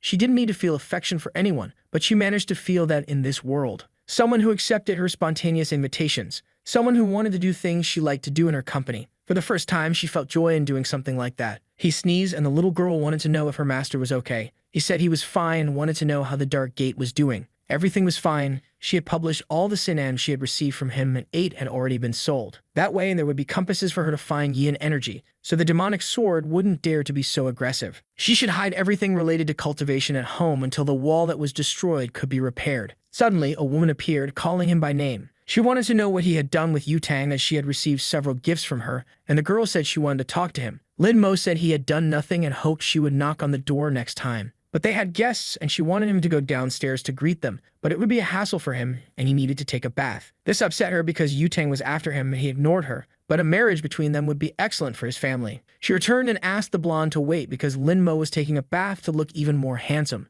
The woman said she, her husband, and her son needed to leave and the blonde could stay with Lin Mo, but she just wanted to tell him something and leave right after. She called her husband to leave and said they would only return the next day after lunch, but the blonde said it wasn't necessary. The poor blonde just wanted to apologize, but the more she spoke, the more she was misunderstood. She was so nervous that she felt the need to go to the bathroom. So she began walking around the house looking for the bathroom. Then she saw a small crack open in a door. Unexpectedly, Lin Mo came out wearing only a towel, showing off his chiseled physique with no apparent fat like a Greek deity. That's when he noticed someone standing in front of him, wearing just a towel. With the bulge clearly visible, he told her to say what she came to do there. But her thoughts were racing, as all she wanted was to get a closer look at that bulge. She apologized, saying she was looking for the bathroom and didn't know where it was. She insisted she hadn't seen anything, hadn't looked at anything, and that it wasn't her intention to see that bulge through the towel, and if she did see something, she'd already forgotten. But recalling the luck of the daughter of destiny, she started to wonder if her lustful thoughts had become reality. She was sure that something strong and intense was going to happen now, starting with her own feelings. Now she wasn't sure what she was feeling in her chest. Gathering courage, she told Lin Mo that it was still too early for them to do this. Unfortunately, she didn't finish her sentence, as she felt something strong in her chest. It was a punch from Lin Mo, determined to defend his purity from voluptuous women. He had mastered the technique of protecting his innocence skillfully, and he didn't know what she wanted, but it was better if she took care of herself. Back in the room, they had a slightly healthier conversation. The blonde wanted to apologize for being unable to protect him the last time, but for him, that was Yanhui's fault, not hers. Still, the blonde had bought many gifts for him as an apology, hoping he would accept them. He said it wasn't necessary, but if she wanted to pay for the wall repair, it wouldn't be a bad idea. Since it was already late, he needed to rest, and if she was done, she could leave now. So she left his room, carefully closing the door. Outside, she leaned against the wall, frustrated with their interaction. Slowly, she started sliding down the wall, until she sat on the floor. This wasn't the feeling she wanted in her heart right now, and she began to recall all the moments she had shared with Lin Mo up until then. It made her sadder than she expected. Inside the room, he continued doing his pure boy activities that only exist in fictional narratives. Meanwhile, the blonde looked at him through the broken wall. She entered his room once again, calling his name. Being perfectly direct, she asked him to become her boyfriend. She waited, a bit apprehensive for the response. She said she would only say it once. She didn't want to take advantage of him because of the trauma from the kidnapping, and she knew he hadn't even recovered yet. But she ended up stammering when she tried to continue, until she blurted out that she liked taking him out and liked the scent he left in the helmet. These words seemed effective as he started sweating a little. She liked how he defended his purity when he misunderstood her. He was different from the others, and she probably meant nothing to him. But she would dedicate herself, and one day, she would be good enough for him. All those words exhausted her as if she had run a marathon. Lin Mo stood up and started walking towards her. She didn't know what to do anymore, not even if this would push him away. But she was a determined girl and never said anything without thinking. Giving up wasn't something in her vocabulary. Lin Mo was now against the wall, as no man could resist the declarations of a beautiful woman. The boy was sweating cold. He swallowed hard and prepared to speak. He said they had only known each other for 6 months, and even so, she claimed she liked him. He wanted to know if she thought love was something so superficial. But if that was what she wanted, she should pursue it because she was capable. The girl celebrated with great joy. She said goodbye to him as she was heading home, but she wanted him to join her tomorrow for the photo shoot. From the window, he watched her as the blonde walked away, celebrating. The small woman asked her master if everything was okay and if something was bothering him. She wanted to know why he didn't just say no. She was the daughter of destiny, with all the luck in the world. Even if he was strong, he couldn't stop her. And even if he said no, the heavens would help her get what she wanted. But love isn't just a matter of luck. However, if luck touched his heart, which had been alone for 10,000 years, then there was no reason to stop it. This was definitely something to think about. Love-struck and simple people are just as foolish as anyone else. The next day, they told him to look at the camera. Now he is well-dressed and posing for photos. In another outfit, he strikes another pose. This time, he's dressed as an athlete. The blonde says these clothes don't capture his essence, and that the school uniform suits him best. It doesn't make sense to him, but the blonde insists on the school uniform for reasons she doesn't say out loud. Now he's wearing more formal attire. Finally, they reach the voting results. Lin Mo won, but they didn't know his immediate background, so the boy would need to be tested. One of them wanted to know how they would do that. The redhead was in charge of this, and if she was worried, she should show him to them. She immediately remembered the blonde and the reaction she might have. She set the meeting for the next day at the hotel, at 6:30 in the evening. However, they never said whether they would attend or not. But the world was at risk. They needed to be extremely careful with this. After that conversation, he hung up the call. It was finally time to meet Lin Mo. The employee wanted to know how they would handle what she had requested. She wanted to change her scenery, so he brought 20 school-age girls. He ordered their feet to be tied and their legs to be broken. Then he had them thrown into the sea with stones tied to their feet. None of that trash compared to what was in Yutang's arms. Besides not looking exceptional in the photos, Lin Mo didn't seem special. One of them asked why Ju had a sword if she said she would come in casual clothes. She had never parted with her sword.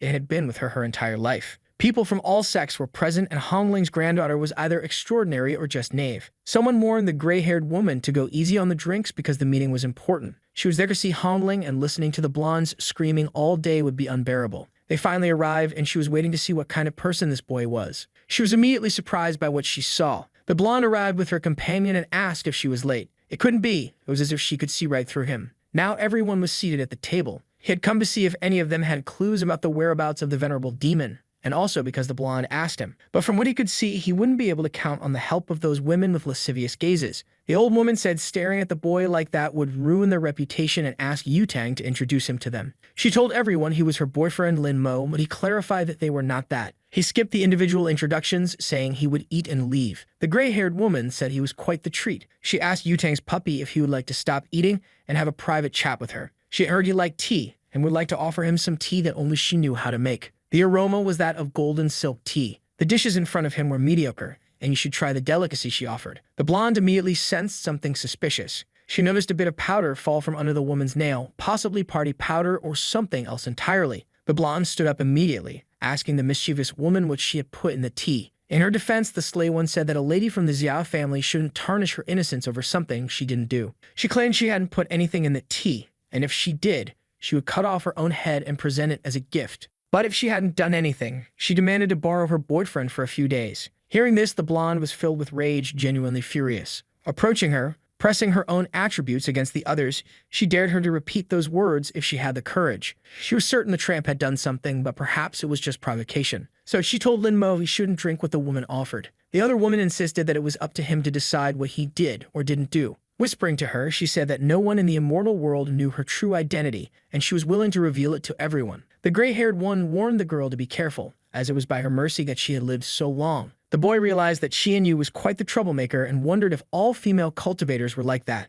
Once again, she asked if he would like to have some tea, and indeed, it seemed like she had put something in it. It was colorless and odorless, but he felt a strange energy, a kind of venomous parasite, one of the most difficult to distinguish. He couldn't even differentiate them, which is why such a crude method had lasted for so long. Everyone there saw it, but no one did anything. This dinner was undoubtedly a test to evaluate him. If he drank it with his power, the poison wouldn't take effect, which could raise suspicions. But if he refused, they might think he was an expert and would try to confirm it, making his cultivation difficult in the future, as they would always be cautious around him. It was a difficult situation, and he wasn't sure if he could get out of it, but then a hand slammed on the table and grabbed the tea. The blonde drank the entire cup. It was so unexpected that Lin Mo dropped his food from his chopsticks. She drank it for him, hoping they would remember the type of relationship they had if anything happened to her. That was enough, and the old woman said she had brought a treasure and wanted to show it to her. She asked if it wasn't cute, but it was just a strange rat. This rat sought yang energy, looking for people with bodies capable of cultivating, and it seemed they were going to use it to determine if Lin Mo could be her partner or not.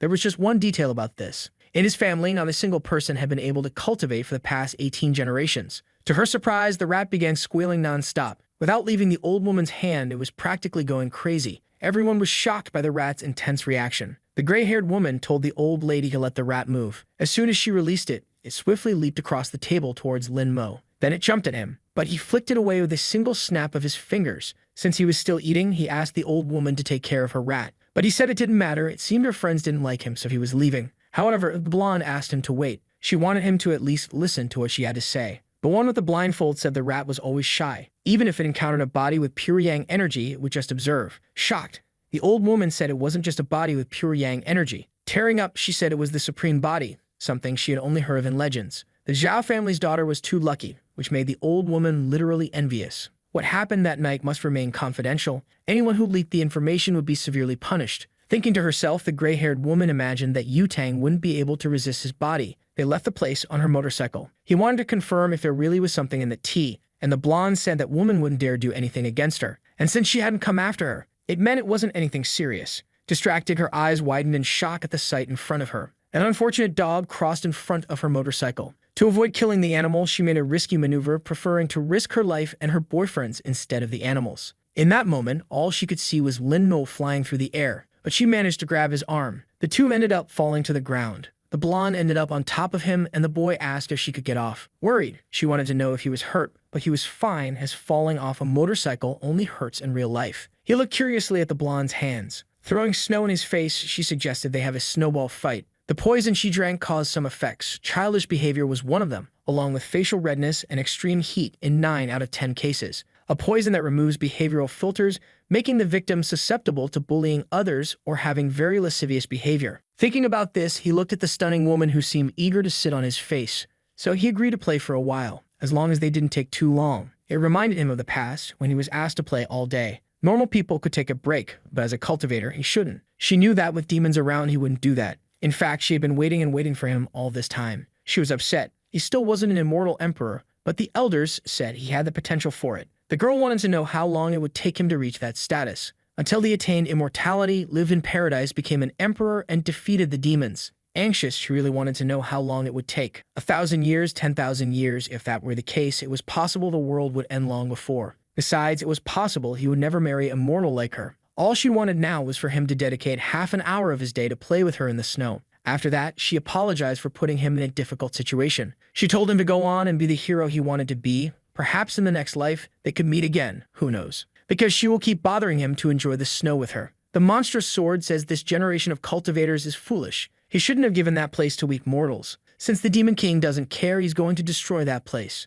The girl crawls. The air is so heavy she can barely breathe. As soon as he gets close to her, the monstrous sword strikes with force. But the emperor appeared to protect her. Angry at what the sword had done to the place, he launched a strike with his own sword. The monster was irritated because, despite being a demon sword, they had sent a novice to deal with it. He said his brothers would arrive soon and the sword wouldn't be able to escape. But the demon sword wanted to know who was faster, him dying or his brothers arriving. The battle continued with violence amid the burning village. A single blow had been devastating. Then he realized there was something worse than his wounds. The girl he had protected was now flying through the air. It was too late. The demon sword was eager to take her life. But then he noticed something was happening. His feet were being held. The monster told the novice he had been fooled. All his attention was focused on that woman, and now he couldn't move. His fatal blow would kill him, but the woman stepped in his place. He was shocked as she died in front of him. The monster lifted his hand, her body trapped in its claws. Shaking her, he threw the body aside as if it were nothing and said it was now the novice's turn. However, he couldn't complete his execution. The venerable demon was summoning him. He wondered if his master had learned of his unauthorized actions. Furious, the emperor demanded to know if he was a minion of the venerable demon. Whether he was or not, it was too bold of the novice to ask him that. He should be grateful to the venerable demon because, thanks to his call,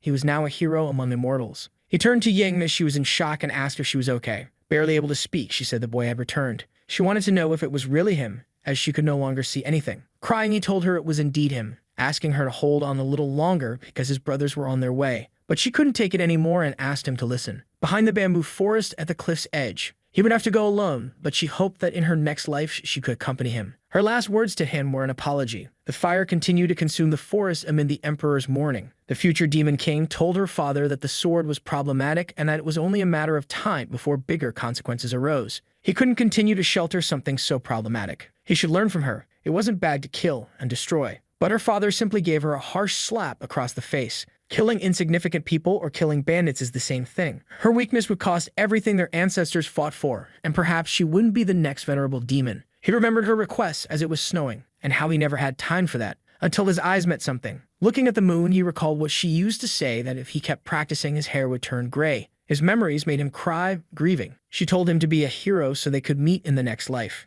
Now the one standing before him was the blonde. But he remembered the promise of his first love, that she would keep bothering him to play in the snow with her. All he wants now is to stop lamenting and not continue making the same mistakes. The blonde looked at the screen, puzzled. She ended up encountering something unexpected. She needed to read it carefully. Wei Qian had attempted to take her own life and succeeded. She mourned for this woman. Soon after, another message appeared on the computer. The person wasn't well and was canceling that gaming team. Now she was furious with Han Xinyi. All of this was undoubtedly her fault. If it weren't for the blonde, she and Shinyi wouldn't have ended up in this situation. Almost losing consciousness, she lamented for Wai Qin. Meanwhile, the ominous woman wanted to know what would happen if the blonde ceased to live right there. But she apologized as she hadn't imagined her family would put so much pressure on her because of a tournament. Then another person appeared before her saying that it wasn't true.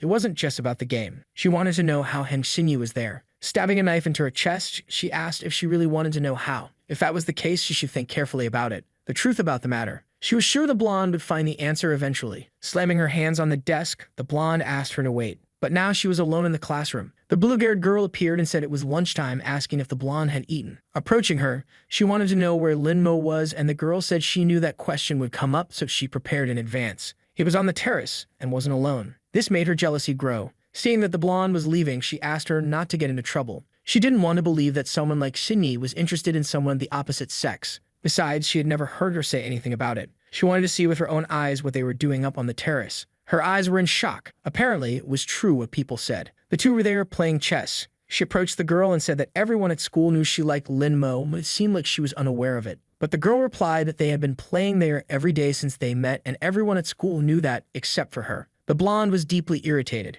Since she was there, she had something to ask her. Something related to her older sister. But the brunette said the question made no sense because neither she nor the blonde's older sister had anything to do with her now. She knew she was at fault, but she just wanted to know why she hated her so much. The brunette stepped even closer to her. Staring directly at her, she said the blonde knew nothing. Curious, she wanted to know what she didn't know and asked her to tell her right away. If she cared so much for Wai Qin, she should search for herself. With her current strength, it shouldn't be difficult. The blonde said that if this was a bad joke, she would make her regret it. Touching Linmo's shoulder, she asked him to come with her. He could play with her, as she was good at it too. But the brunette held the blonde's arm while she did, leaving Linmo and the blonde perplexed. He didn't want their chess tradition to be broken and said the blonde was being too friendly with him. So if the blonde said she was his girlfriend and wanted to know what the brunette was, and she replied that she was the only one at his level in that game. Standing up, he said he didn't belong to anyone, and if they intended to talk, he would leave. Before he could leave, the blonde grabbed his arm. If he was going, he would go with her. Finally, he told Yutang that she was being very childish. She told him he could go and tell the teacher then. But the blonde didn't know why she felt this way every time she saw Linmo in that woman's company. Then Sydney grabbed her arm.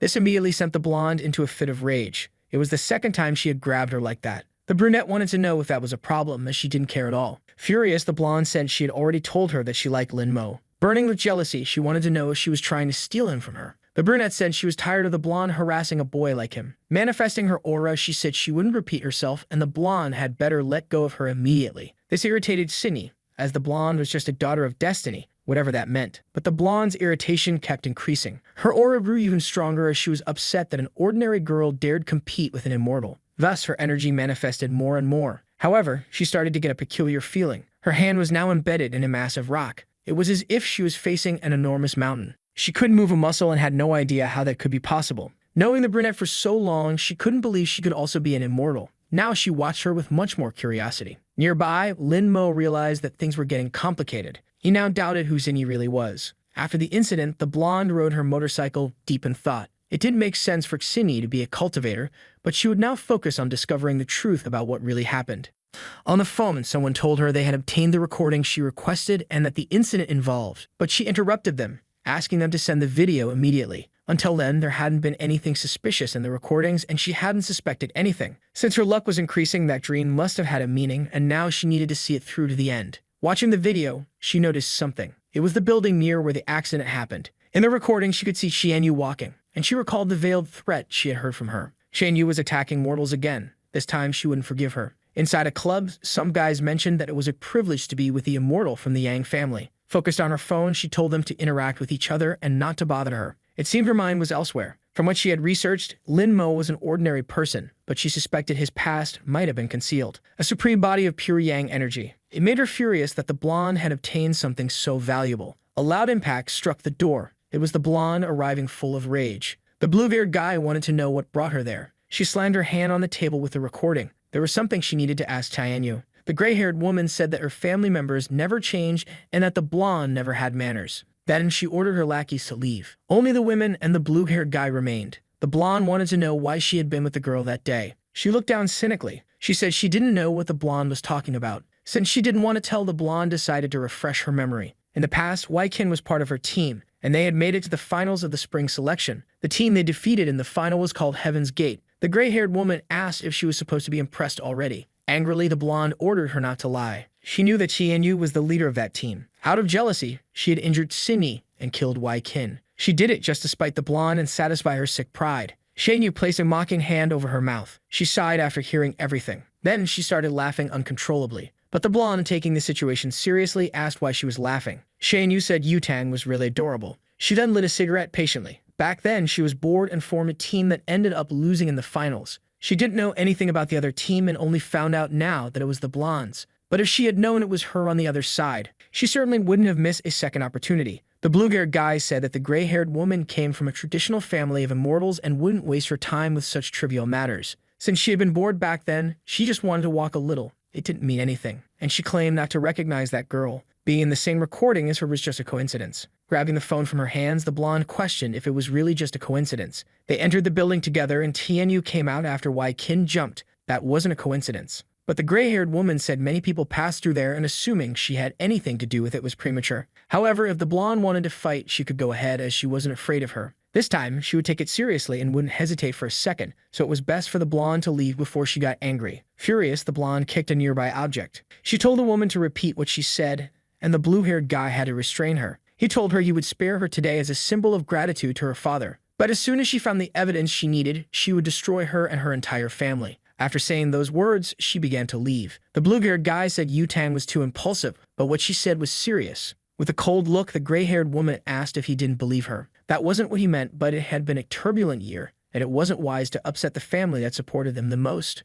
Continuing to smoke, she told him he could go and that he didn't mean to wait for her. So he left, commenting that they were all rude. The girl remained alone in the room with her cigarette. Making a call, she ordered them to find out who leaked the recording and to kill the person responsible immediately. After saying this, she slammed her phone on the table. Indeed, she invited the blonde, but she didn't mind killing a few mortals now and then. This time, she would do it simply, brutally, and without scruples. She's determined to kill the blonde once and for all. At a restaurant, he looks at the attendant. She seems to be showing him the options available. Looking at the fried crabs on display, Lin Mo says that's what he ordered. Hearing what he said, the girl confirms that's correct. Lin Mo wants to know why he received something different then. She explains that it's a special menu prepared by the blonde and the cook had never seen so many refined ingredients before. To Lin Mo, it's completely unnecessary. Standing nearby, the blonde, visibly upset, said as she heard what he said. She explains that it's a delicacy from far away and she'd like his help identifying the ingredients. Since she asked for his help, Lin Mo reluctantly agrees. She claps her hands enthusiastically, delighted by his response.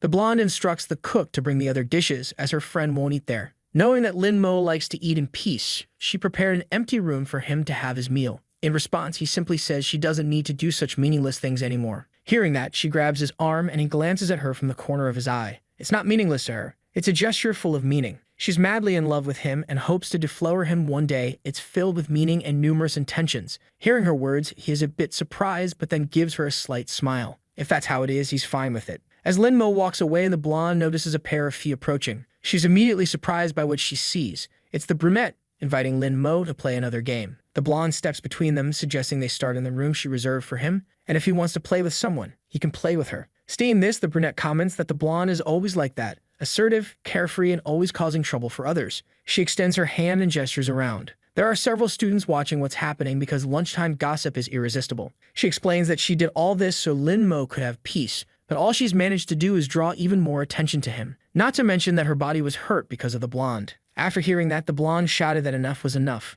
She shooed the onlookers away, telling them they had nothing to gain by watching and didn't need to stay. After that, she sighed deeply. She finally admitted that she had analyzed her problem with her older sister and knew it had caused her pain. She was aware she had caused trouble for her and understood why she was hated. There was no way she was handing Lin Mo over to her rival. Nor did the brunette want to give up her chess partner. As the two argued, Lin Mo announced that he was leaving. The truth was he was deep in thought about the brunette's nature. Seeing him leave, the blonde tried to get him to stay. However, the brunette extended her arm in front of her. She asked her not to cause more trouble for Lin Mo. Yutang said she didn't care, she was a cultivator too, but she shouldn't use the game as an excuse to stay close to him. If she liked him, fine, but she shouldn't interfere. However, if she was getting close to Lin Mo just to take revenge on the blonde and hurt his feelings, things would get complicated for her. But that wasn't the case at all. Completely blushing, the brunette said she didn't like him. They were just chess partners, nothing more. Hearing this, the blonde let go of the brunette's collar. Since she was being honest and had good intentions, the blonde would let it go. She made it clear that the brunette was no competition for her